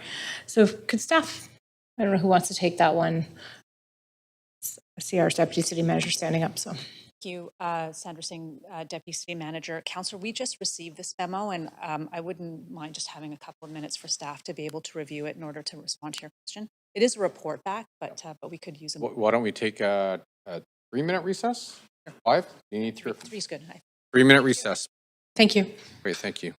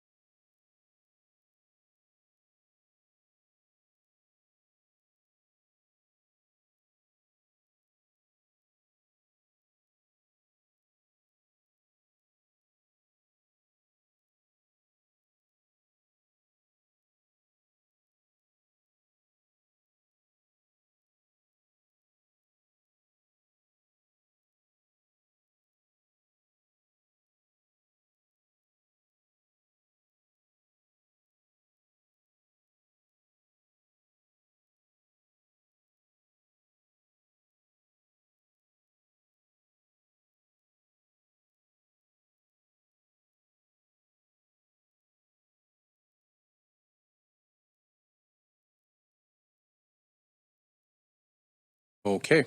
Councillor Dominato, you have the floor again.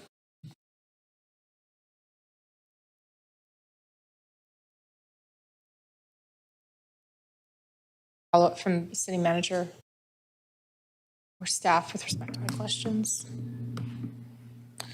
Great. Thank you, Councillor Dominato, for the opportunity to review the draft amendment. So a few comments from staff. We do parts of the motion or proposed amendment, already. B1, B2, and B4 of the draft amendment, staff already are actively working in these spaces. It's not shared within this report, but it's areas that we have been actively working in and plan to continue working. B3 and B5 are new areas of work. Convening a stakeholder group of that complexity would require significant resources. It would be additional new resources, and we don't feel at this time that this is necessarily a priority for this work. We have a number of other streams of work happening in this area, but this would be a chunk of unresourced work that we don't that we wouldn't prioritize. C is similar. C focuses on Burrard Inlet and Fraser River. Similar sort of body of recommendations. Again, it would be a new convening and a new resource requirement for us to take this work on. Again, we wouldn't prioritize C in this space. I'll pause there. Thank you. Thank you. Okay, great. Okay. Seeing no one else in the queue, we will put the amendment to a vote.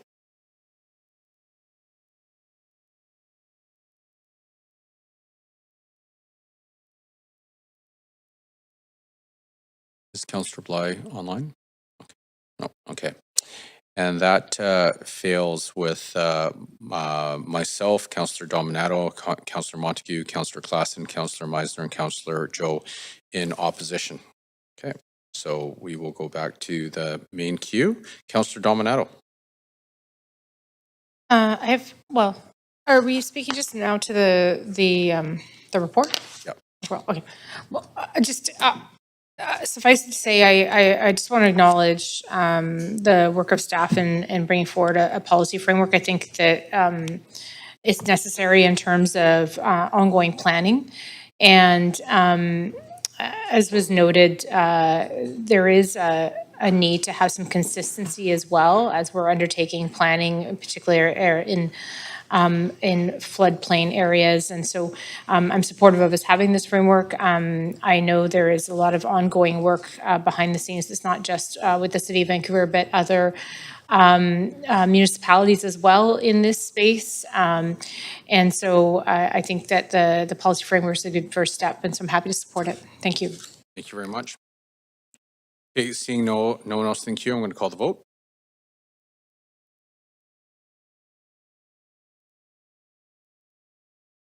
And that passes unanimously. Thank you very much. And that completes the report. So the next item, thank you very much. The next item is item number 8, sites for the 2026 through 2029 alcohol consumption in public plazas program. So before we begin, are there any conflicts of interest to disclose? Seeing none, this item does not have a team member presentation. Council members, you may have up to 5 minutes to ask questions of team members. Are there any questions? Seeing no one in the queue, we're now going to hear from registered speakers for this report. Public speakers should state whether they are in support or opposition to the recommendations and may only speak once. I will ask speakers if they're residents of Vancouver, if it's not so noted on the speakers list. Our first public speaker is Phaedra Alicia Ruck-Garden. Well done. So my name is Phaedra Alicia Ruck. I'm a 4th generation Vancouver resident speaking on the shared territory of all people who call this place home. I'm here in opposition to the sites for the 2026 to 2029 alcohol consumption public plazas program. This bylaw would take effect on May 10th, 2026 in less than 1 month. Council still has time today for sober second thoughts. Photos taken about an hour ago at 111 Princess, one of the plazas that was piloted by Portland Housing Society, show a police car, 7 people appear to be homeless, open heart drug use nearby, and a shopping cart out on the street. This is not the picture of success that council is being sold in the report. Council should be cautious about relying on the Portland Housing Society and the 111 Princess Plaza as reassurance. In 2014, the province, sorry, going to skip that. Vancouver already has 209 licensed liquor establishments and 1,222 restaurants with liquor service. That's more than 1,400 licensed places to drink already operating in regulated settings. Alcohol is a lucrative business through licensed venues with taxes, permit fees, rent, and jobs, but public plazas offer the city no added value. The financial section of this report is completely unacceptable. The report doesn't give the public one clear total cost for washroom signage and site operations, even though the washroom access is treated as critical. In 2023, city staff asked the province for $3.8 million for 1 year of washrooms related to programs. But if washrooms are critical for alcohol sites, then council should show the public the full cost clearly before approving expansion. I speak as a recovered alcoholic with 5 years sober. And as a recovered alcoholic, I'm uniquely aware of how many places in this city there are to drink and how few places there are to get clean. Rarely does addiction start with hard drugs. More often, it starts with alcohol. And addiction doesn't stop at a sign, a boundary, or 5 p.m. Today is 10 years since British Columbia declared a substance use public health emergency in the overdose opioid crisis, April 14th, 2016. On this exact day, council is being asked to expand, normalize public substance use into 13 plaza sites. The report says the program has operated without incident, but with respect, this is naive. Alcohol harm does not show up neatly in complaints. It shows up in emergency rooms, violence, broken families, relapse, and lives that unravel behind closed doors and end up where I live part-time with my partner on the downtown east side. In the first report before council today, people indicated substance use as a reason for housing loss. Even this morning's report was woefully inadequate in showing the true scope of the crisis. If substance use is already helping push people out of housing, why is council expanding public addiction spaces instead of public recovery spaces? What is the real difference between a safe injection site and what's being proposed here? Is that at least one is supervised. These would be unsupervised public alcohol consumption sites. Last year, Vancouver hosted the AA International World Convention through the work of recovered alcoholics and local members. But Vancouver should be proud of that. Today, council is being asked to make sober life harder than it needs to be. So I ask you guys now, because my time is running out, that this is a step in the wrong direction, and it's within your power to prevent today. Fund detox, fund treatment, but we do not need more places to drink. We need more places to recover. Thank you. Thank you very much, Phaedra, for coming in. So that's the end of our speakers list. Would someone like to move a motion? Councillor Klassen, seconded by Councillor Fry. Thank you very much. Council, is there any discussion? Councillor Meisner. Yeah, thanks. If I may, I'd like to ask a question through you, Chair, Mayor, to staff. Sure. Thank you. Staff, I'm wondering if you can explain, the speaker spoke about 111 Princess. I understand that's outside of I don't know if it's social or supportive housing building. What is the difference between that site? I understand it's a drinker's lounge and the other sites in the report. Yeah, thank you for the question. Associate Director of Street Activities, Rachel Magnuson. That site is a unique site. So it's a part of our parklet program, our social service parklet program, where we work closely with social services. Many of these are in the downtown east side to provide public space. And in particular, this is a managed alcohol program. So it is run by the Portland Hotel Society. It's been a really well-functioning program for a long time. And what we do is we permit that parklet in front of them as a sort of extension of their social service space. So it is managed by a safe consumption program, and then they offer the programming in that, and then they also provide washrooms and other kind of access to services within their building. Okay. And when you say consumption, you're referring to consumption of alcohol? That's correct. Yeah. Not hard That's correct. illicit substances? Yeah. Okay. Thanks for that. And then are staff aware of any, significant volume of complaints around that particular patio? No, we haven't had any. Okay. Okay, thanks for the information. Thank you. Thank you, Councillor Dominato. Yeah, thanks, Mayor. I just wanted to speak just in brief, just to acknowledge the speaker, appreciating that that you came in and spoke to this. And while I have previously supported the recommendations around these patio spaces and allowing people to drink, we also did it during COVID when people were unable to congregate in homes. But I just want to acknowledge the reality of what you're speaking to in terms of alcoholism in our society. And I would doubt, I suspect I'm not alone in that probably most of us in our families have someone who has struggled with alcoholism, including my own and my family. And so I think there is a persistent issue as a society there. So I just wanted to acknowledge that, even though I will be supporting the recommendations we have presented today, I did want to also acknowledge that it is complex. It does have real impacts. And I think there's opportunities, and we were just talking earlier about more advocacy to the provincial government for supports for a range of issues around treatment and recovery spaces. It's something we've talked about and tried to advocate for a number of reasons, not just around alcohol, but around other substances. But I just want to say thank you for coming and speak to council, because I think it is an issue that we see universally throughout our society, and I appreciate you speaking up. Thank you. Thank you very much, Councillor. Councillor Maloney.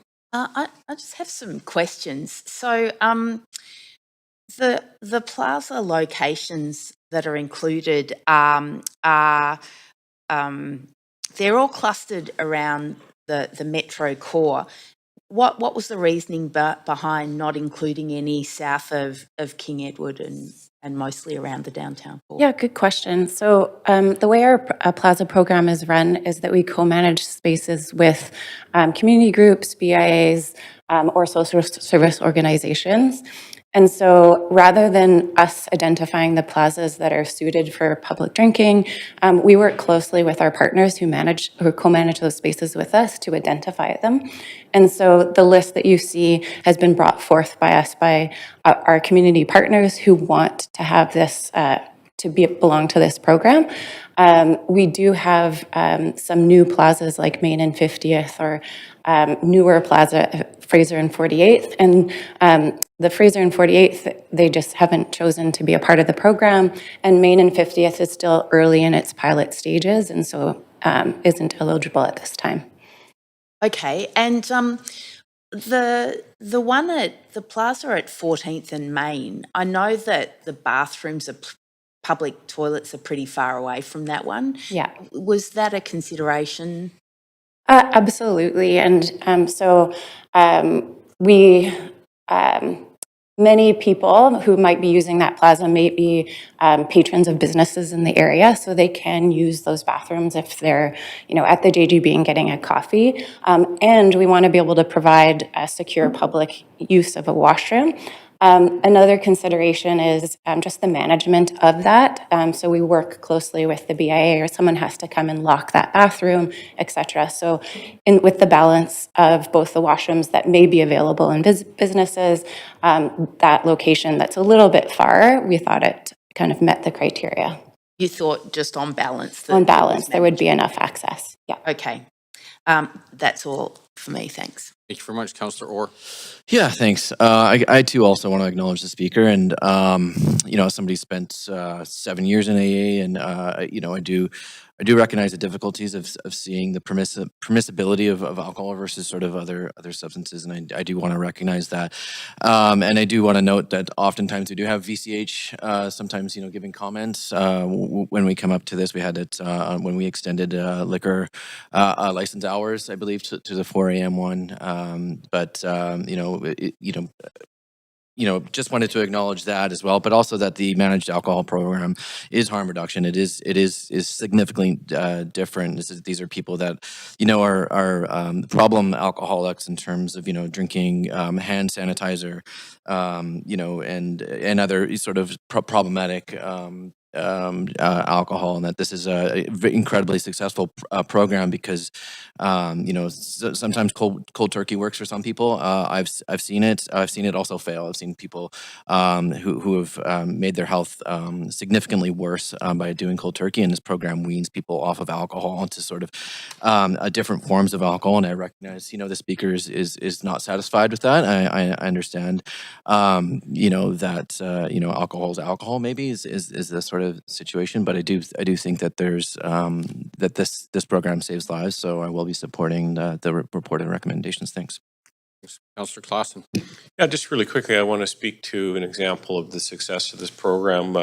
Last summer, Mount Pleasant BIA hosted a wine tasting at their Main and 14th Plaza. It was a beautiful, sunny, late afternoon, very limited ability. That was actually a first come, first served basis, but I think they limited to the number of seats to 14 all in. They had a sommelier there who was actually had chosen a few wine selections from the local liquor reseller on Main Street. And I could tell from the people that were there that they were truly enjoying being able to come together in this environment, which was not rowdy by any stretch of the imagination. It was very pleasant and a great way to enjoy our city and a great street like Main Street. So while there are examples where we have to be very cautious, this is an example of one that really adds true value to our community. So I'd be happy to support this report. Thanks. Thank you, Councillor. Councillor Fry. Yeah, just speaking as somebody who was on council when we first passed this, and appreciate the work that's gone into it and the steady hand that has kept this functioning very well, and the partnerships with the BIAs to make them function well. As a long-time resident of the downtown east side, and I do want to speak just a bit to the Princess drinking station, because it is a form of harm reduction, as Councillor Orr alludes, but it's also not just for the participants, but also for the general neighborhood. At the time that we approved it, we were dealing with a lot more problem drinkers in neighborhoods and areas that we didn't want them in, the school grounds and that kind of thing. So this was also a means of focusing. And one of the things that we talked about when we initially passed these plazas and sanctioned areas for drinking is recognizing that folks are going to drink, and they're going to drink in public settings if that's their choice, but it impacts different communities differently, and different drinkers will be treated differently based on their sort of racial profile or what have you. And those are all serious considerations that informed a lot of this, recognizing that some people will be policed differently for different activities. Some people will have the privilege of being able to have a drink in a public setting and not be harassed by the police or what have you, and other people will not. And so part of this was recognizing this is a form of harm reduction, and this is also an opportunity to, in different settings, celebrate local business improvement activities. And the key, with the exception of the more medicalized approach at Princess Avenue, is responsible. And it is managed responsibly, and I think that it does behoove us to recognize the work of staff and the work of the BIA partners in managing these plazas in a responsible way to prevent harm, and it is about harm reduction. So supportive of this, and just thanks for allowing me to just give a local perspective from the downtown east side. Thank you very much, Councillor. Seeing no one else in the queue, I'm going to call the vote. And please go to the voting panel.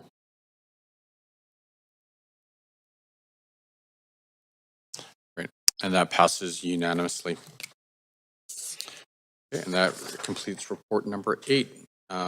Moving along, report number 10, miscellaneous amendments concerning various housing rezoning conditions. Before we begin this item, does anybody have a conflict they need to declare? All right, this item does not have a team member presentation. Councillor Orr, you held this item. You have up to 5 minutes to ask questions of team members.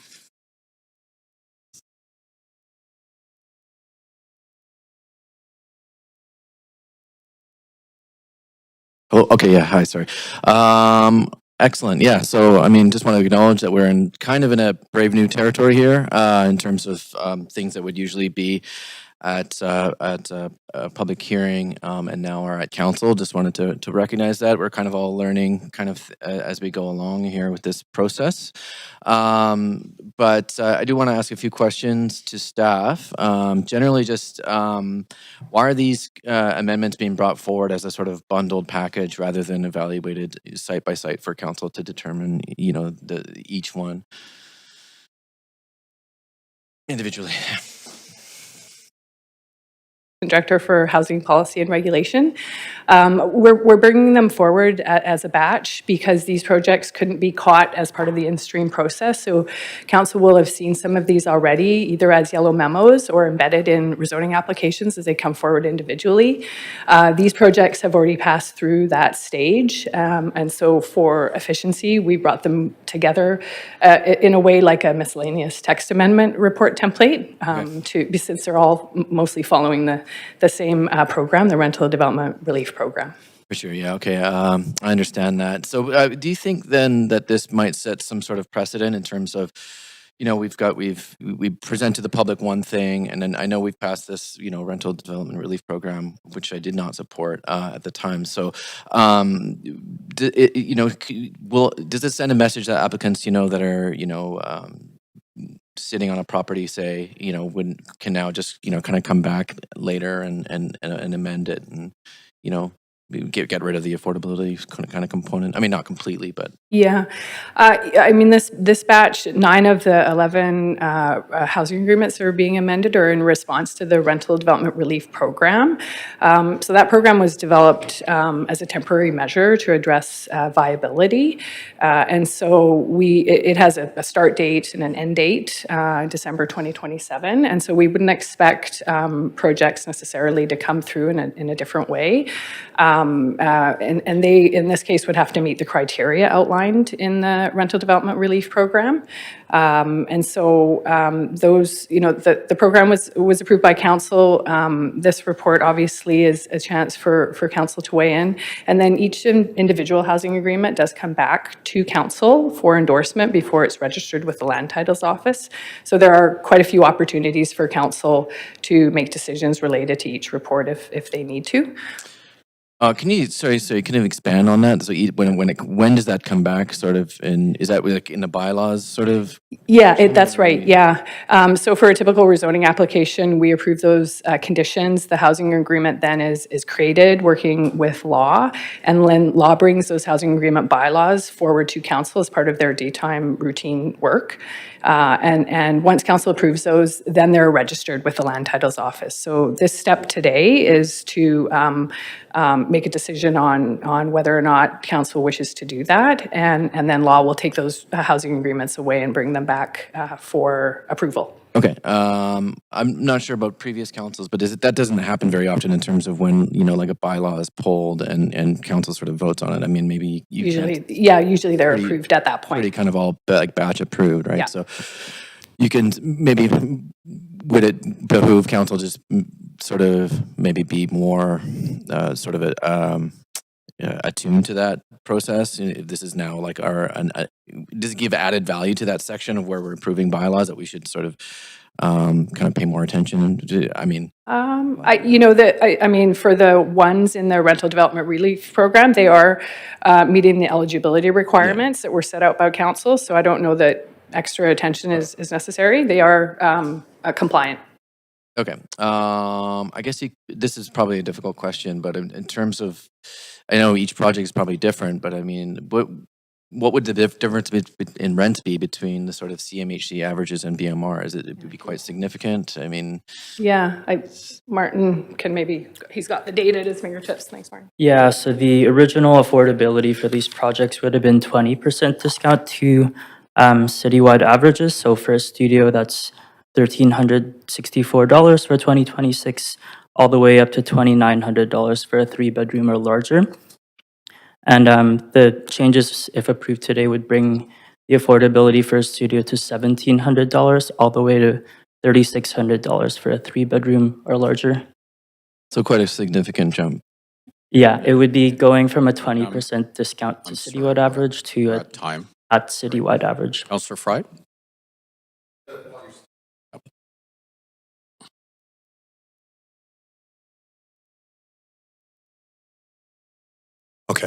Yeah, just extrapolating a little bit on that. So we're seeing the market rents are dropping, and that's a reflection in this as well.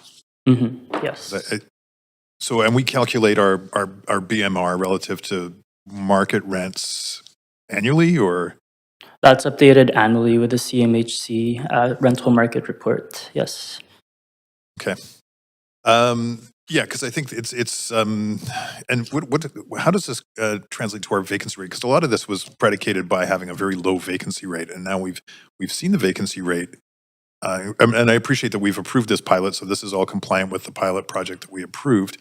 Where are our vacancy rates at for purpose-built rental? Thanks, Councillor Dan Garrison, Director of Housing Policy and Regulation. Our vacancy rates have increased in the last year. They're now up at 2.7% for the city, which is partly it's a supply and demand issue. It's partly relative to new supply coming online and partly related to changes in federal immigration policy and other demand drivers. Right. So, and that's continuing to trend upwards, in your opinion? It has been an upward trend the last two data points, the last 2 years. So we'll be tracking it like with CMHC over the next year to certainly, that'll be one of the key points we'll be monitoring over the next year. I do expect it to continue to go up because of the amount of rental housing that we have in the pipeline right now. Is a significant amount of supply under construction. So we're looking at potentially a couple of good years coming forward. I think our concern would be following that. The viability profile for rental projects today is significantly worse. And so the concern and really what this program responds to is the notion that once the projects that are under construction are completed, we don't have a pipeline of projects following those to continue rental supply, to continue to meet the demand. So that's why we have viability measures that we put in place. And to put a finer point on that, in the context of BMR, it's expected to reduce the market rents as we. I mean, yes, that's the challenge here, is that we have market rents that are sort of, if you will, paying for, cross-subsidizing the below market rents, and those market rents are falling. So we're having, that's one of the key sources of the viability challenges for these projects. So certainly appreciate, and no one more than our housing department would be concerned about the level of affordability we're securing in projects. The challenge we have is that the projects otherwise are looking like they may not proceed at all. And so that's why we're putting in place these kinds of measures to support viability. Okay. Yeah. More broadly, and this might be a Templar kind of question, but seeing that these are the new reports that are coming in under the ODP, and that we are not doing public hearings on a lot of this kind of material, and some of the public commentary is really digested down to just sort of staff interpretation of the general tone. Is that what we can expect for public comments on rezonings in the future under the ODP? Thanks for the question, Templar Director of Rezoning. So for this particular report, it's a little different, but in general, for rezoning applications, staff do summarize the comments and feedback generated through the review process, whether it's through Shape Your City or comments directly provided, but residents still have the opportunity to write directly to clerks and council through and up till, I think, the morning of those meetings. So you can still get your regular roll-up of direct comments from the public through those forums too. So you would have got an email notification saying, here's the full list of comments that are posted for you to see. Right, so but we won't be receiving the sort of appendices that we have received in the past on a rezoning that lists them all in. So just to clarify, clerks does send an email that would have otherwise had all of those comments up until that morning, similar to what you would have had for a public hearing item. So you still receive the written correspondence from a member of the public if they submit it through that mayor and council portal for those items. Right, I guess what I was getting at more is the public record kind of component of it, because typically on a rezoning we would have, it would be on the agenda and it would have like for and against and blah blah blah, and anybody in the public could read it. Fair question. I'd have to defer to clerks. So council certainly would see all of that still. So you'd still get those written correspondence. I did see that batch go out this morning, for example, for these projects, as well as a summary of the for and against for anyone who did write in on those. So council is still fully informed of that. I'd have to just double check as to how much of that is made public though as well. Okay, well, that's maybe a takeaway for later. I think just as we're entering this new process, and I think, in the interest of transparency. Thanks. Okay. Thank you very much, Councillor. Okay, would someone like to move a motion? Councillor Joe, seconded by Councillor Montague. Council, is there any discussion? Seeing no one in the queue, I'm going to call the vote.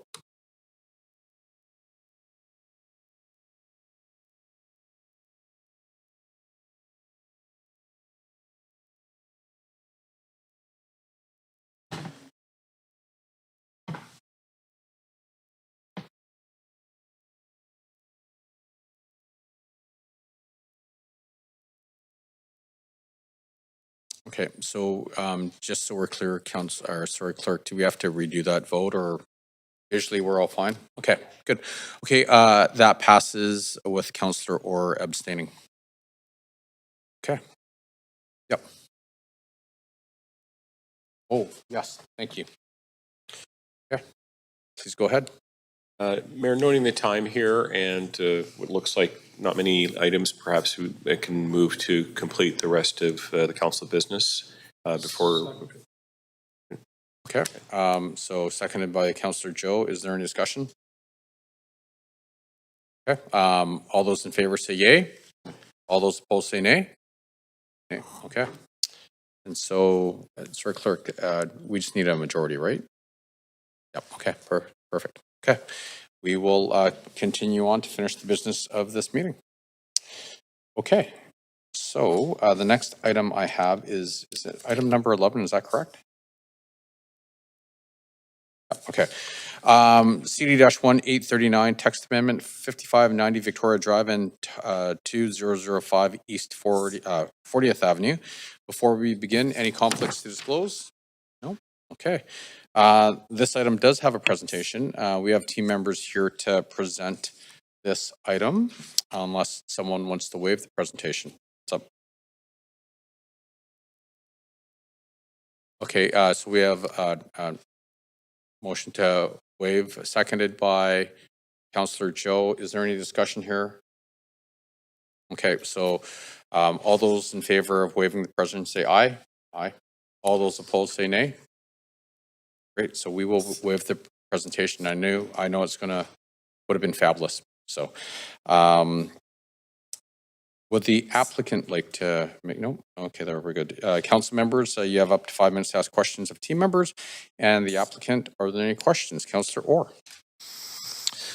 Yeah, thanks. I won't take up too much time. I just, I think mostly my question is that this seems to be quite a significant shift in terms of, this was a social housing project by definition. If 30% of the units were tied to household income, and it is now no longer social housing. I would just like to know, moving forward, I must have missed this, but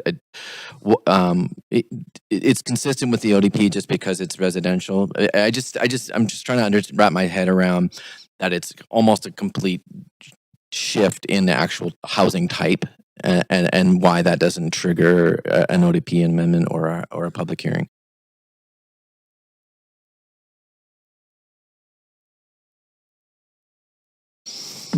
Thanks for the question. So yes, the application is consistent with the Vancouver ODP for the land use and height.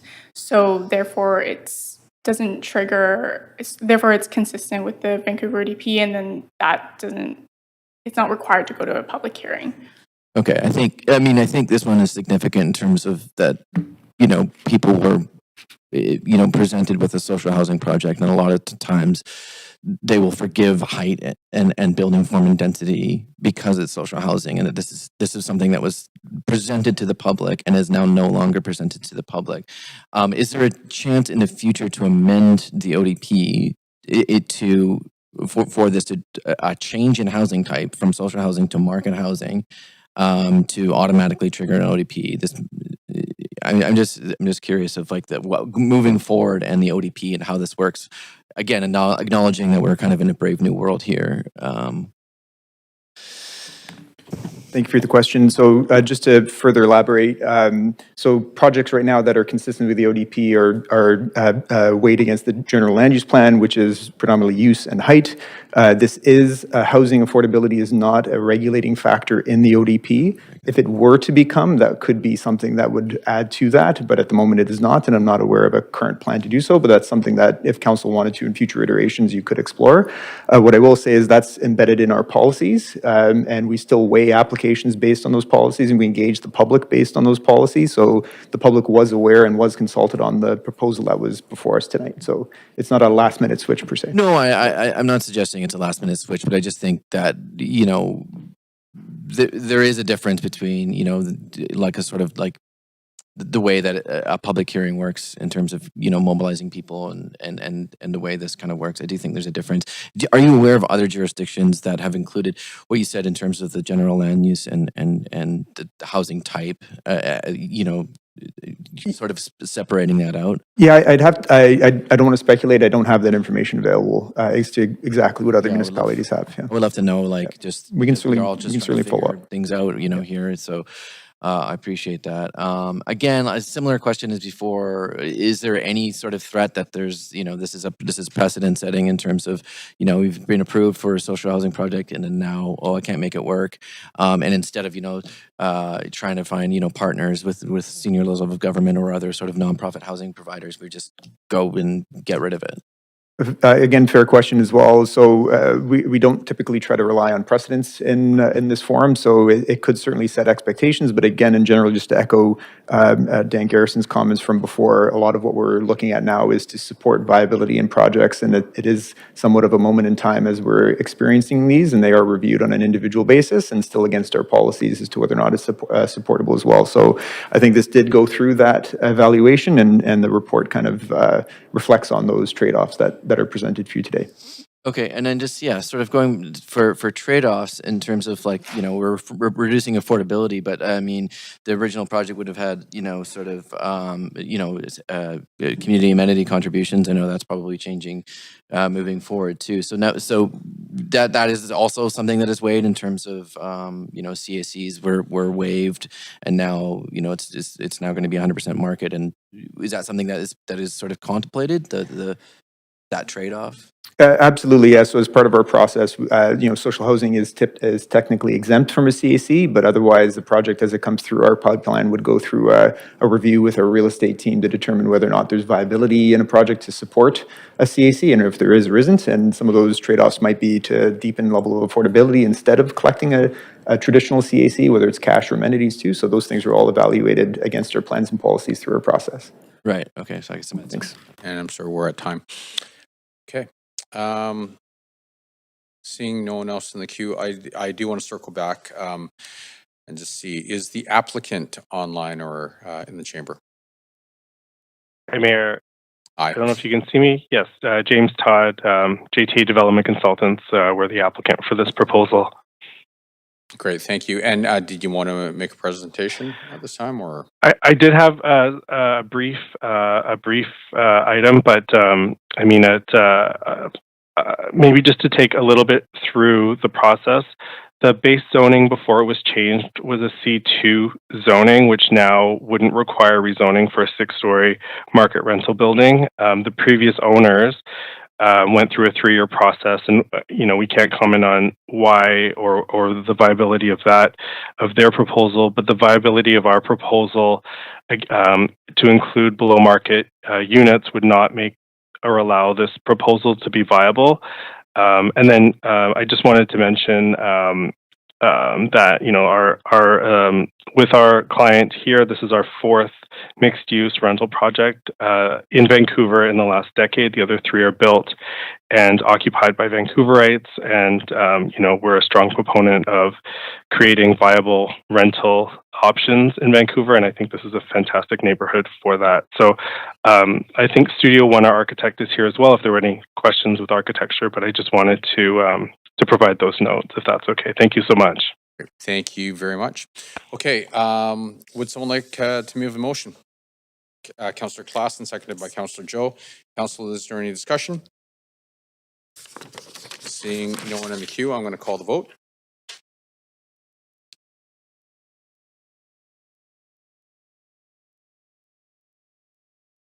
Okay, that passes. Councillor Dominato, sorry, and that passes with Councillor Orr in opposition. Okay. The next item is item report number 13, CD-1 rezoning 3803 through 3823 West 10th Avenue and 2553 Highbury Street. So before we begin, does anybody have a conflict of interest they need to disclose? Seeing none, this item does have a presentation. However, council can waive that presentation. Okay, Councillor Montague, seconded by Councillor Joe. Any discussion? All in favor of waiving the presentation, say aye. All those opposed say nay. Great, we will waive the presentation. Would the applicant, if here or online, like to make a presentation? Hi, Mayor Sim, Jamie Vaughn with Sightline Properties. I think just for the sake of time, we'll forego any sort of presentation and look forward to answering any questions anyone may have. Great, thank you very much. Okay, on that, Council, you have up to 5 minutes to ask questions of team members or the applicant. Are there any questions? Not seeing anyone in the queue. Going on. Great. Would someone like to move a motion? Councillor Dominato, seconded by Councillor Klassen. Council, is there any discussion? Seeing none, we are going to call the vote. We can please go to the voting panel.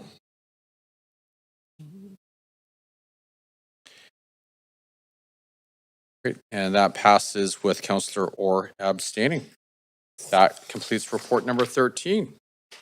The next item we have is referral report number 2, CD-1 rezoning 888 West 8th Avenue.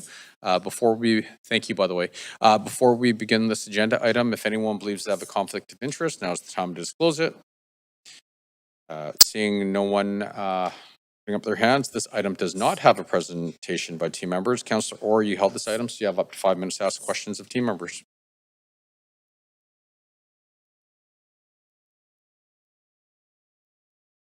Yeah, similar to the sort of other line of questioning, just procedurally again, because we're kind of figuring this out here in terms of this. So this is recommended to go to council, but there is an option for it to go to public hearing.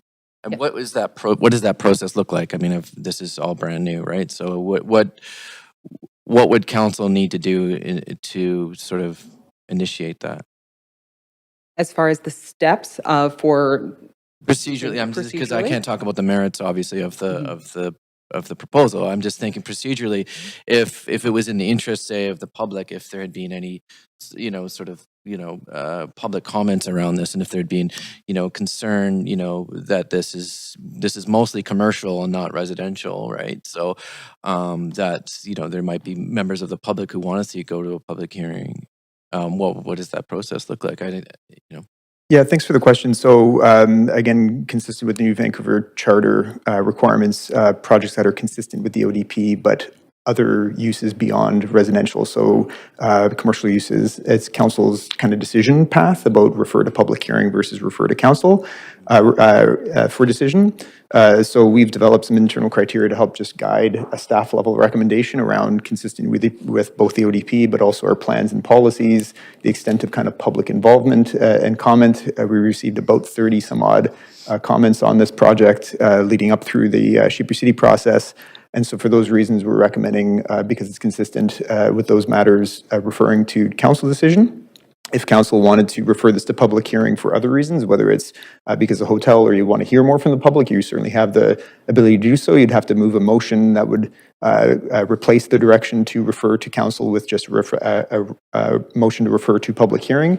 Otherwise, the rest of the resolutions would generally be the same. So it'd be more of a nuanced change to the resolution, but we could direct it to public hearing if that's what council wanted to do.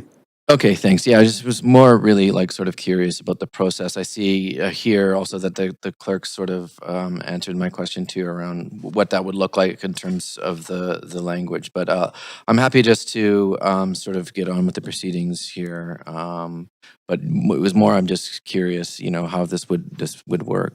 So yeah, appreciate it. Thank you so much. Thanks. Thank you very much. Seeing no one else in the queue, would someone like to move a motion? Councillor Dominato, seconded by Councillor Klassen. Council, is there any discussion? Seeing no one on the queue, I'm going to call the vote.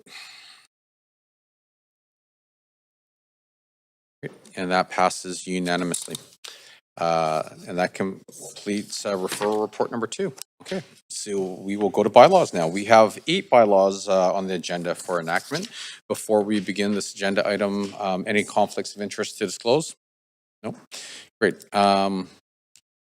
Bylaw 1 was from the public hearing on May the 7th, 2024. Councillors Claassen, Montague, and myself were absent for this item at the public hearing, and Councillors Maloney and/or were not on council at the time of this public hearing.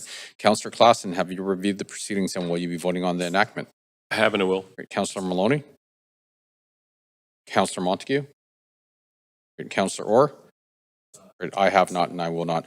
Bylaw 2 was from the public hearing on November the 13th, 2025. Councillors Bly, Fry, and myself were absent for this item at the public hearing. Councillor Bly, have you reviewed the proceedings and will you be voting on the enactment? Oh, she's not online. Okay. Councillor Fry? Good. And I have not and I will not. Bylaw number 3 was from the public hearing on December the 14th, 2023. I was absent for this item at the public hearing, and Councillors Maloney and Orr were not on council at the time of this public hearing. Councillor Maloney, have you reviewed the proceedings and will you be voting on the enactment? Great. Councillor Orr? Great, and I have not and I will not. Bylaw 4 was from the public hearing on July the 10th, 2025. Councillor Montague was absent for this item at the public hearing. Councillor Montague, have you reviewed the proceedings and will you be voting on the enactment? Great, thank you. Would someone like to move the motion to adopt bylaws 1 through 8? Great, Councillor Dominato, seconded by Councillor Claassen. Council, is there any discussion? Okay, all those in favor say yay. All those opposed say nay. Great, the motion carries unanimously. The list of approved bylaws can be found on the city's website. So notice of council member motions. So are there any notices of council member motions for upcoming standing committee meetings? Reminder to please state the title of the motion and the date of the standing committee meeting on which you intend to move the motion. Be sure to send the title and date of the standing committee meeting via email to the city clerk. Councillor Maloney. 2 motions for the Standing Committee meeting on the 6th of May. The first is proactively protecting residents from dangerous heat, and the second is evaluating Vancouver's waste collection system's potential to adapt as our city grows. Thank you very much. Councillor Orr. Yeah, one motion for the, was it May 6th? Sorry. I could be Standing anyone committee? you want. Sorry? It could be anyone. What was your, May 6th is the next one? May 6th. A motion titled Sound Investment, Reinstating the Vancouver Music Fund. Thank you. Councillor Meisner. Yeah, thanks, Mayor. It's for May 6, 2026. Motion is entitled Supporting Vancouver's BIAs and Growing VanStat and is submitted by myself. Thank you. Councillor Claassen. Thanks, Mayor. I'm going to giving notice of 2 motions. Keeping the session rolling, renewal of the Hastings Park Skateboard Facility submitted by myself for the May 6th Standing Committee. And the second motion is implementing a robotic food delivery pilot in the city of Vancouver, submitted by myself, Mike Claassen, and Councillor Lisa Dominato for the May 6th Standing Committee. Thanks. Thank you very much. Okay. Any other notice of council member motions before we move on? No? Okay. New business. We have one item in new business today, and that's the requests for leaves of absence. So if we can please get that pulled up. Then if everyone could double check to make sure that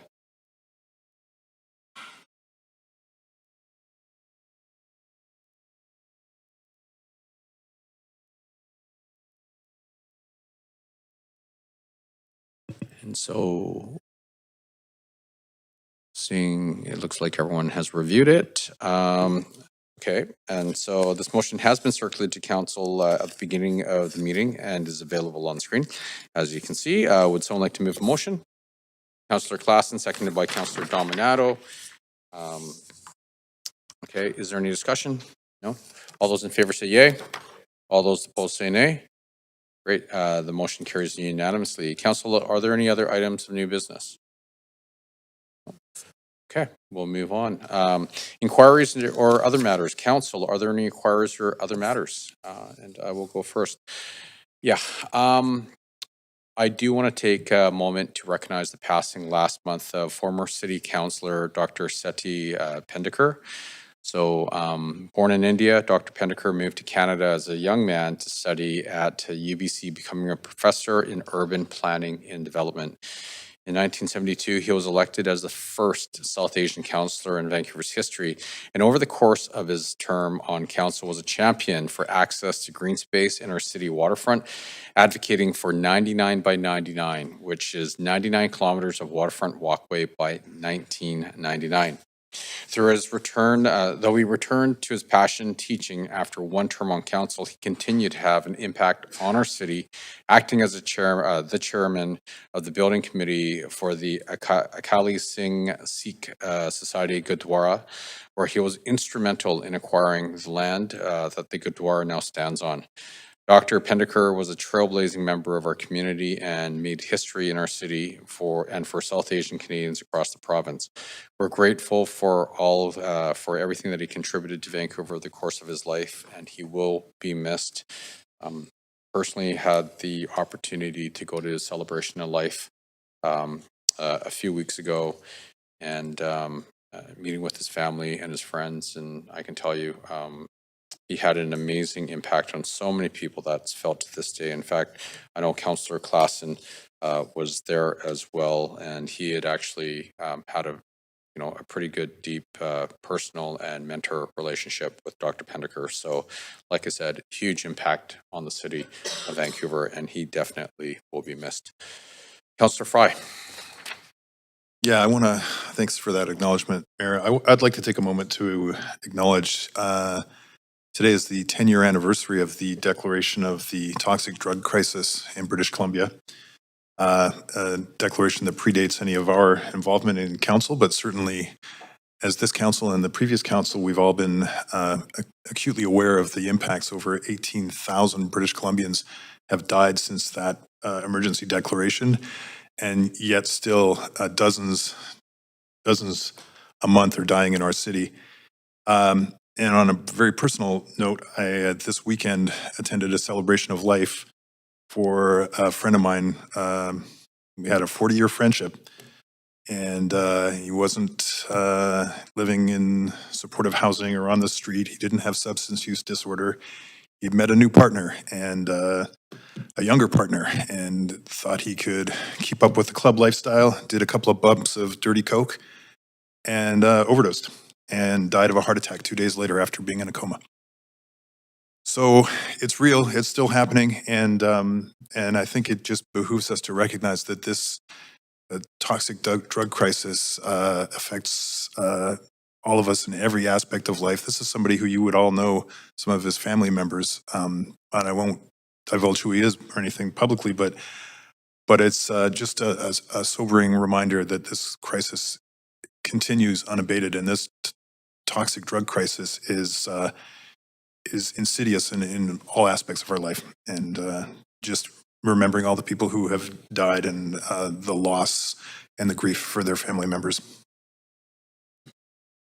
Thank you very much, Councillor Fry. Sorry for your loss. Councillor Klassen. Thanks, Councillor, for your comments just now, and thank you, Mayor, for the acknowledgement to City Pendekar. I just two community acknowledgements. First of all, to the Cebuano Society who hosted the community dinner in remembrance for those impacted by Lapu-Lapu on Sunday night. It was a terrific event, and shout out to Emily Mabel Elmore, who has been a huge part of these community acknowledgements, beginning with the original festival itself, and of course, all the work that she's done to try and support communities since then. On a brighter note, I just wanted to also give a shout out to the organizers of the Vaisakhi Festival, the Casa de Juana Society, for inviting us into the Ross Street Temple on Saturday. And what an incredible event. This is when South Vancouver absolutely comes alive, and to see the streets teeming with food and smiles and just tens of thousands of people. It really, truly is one of the finest moments in our city every year is that event, and I'm so glad that council was able to get behind a small amount of money to try and make sure that we were able to get that off the ground this year. But what a terrific event, and a huge shout out to organizers and also Vancouver Police Department, who were really present and very helpful in making sure that the day was a safe one for everyone as well. Thanks. Thank you. Councillor Orr.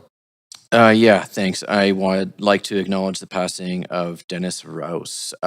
He was known on Commercial Drive as the sweeper. He would work for the merchants and small businesses on the drive. They would pay him to put out tables and chairs in the summer, empty garbage, shovel snow, all sorts of things like that. He was a regular fixture on the drive, and he was very beloved. He passed on April 4th of cancer. He was 68 years old. Thank you. Thank you very much for that acknowledgement. Okay. Seeing no one else in the queue, may we have a motion to adjourn? Councillor Klassen, seconded by Councillor Dominato. All those in favor say yay. All those opposed say nay. Great, this meeting is adjourned.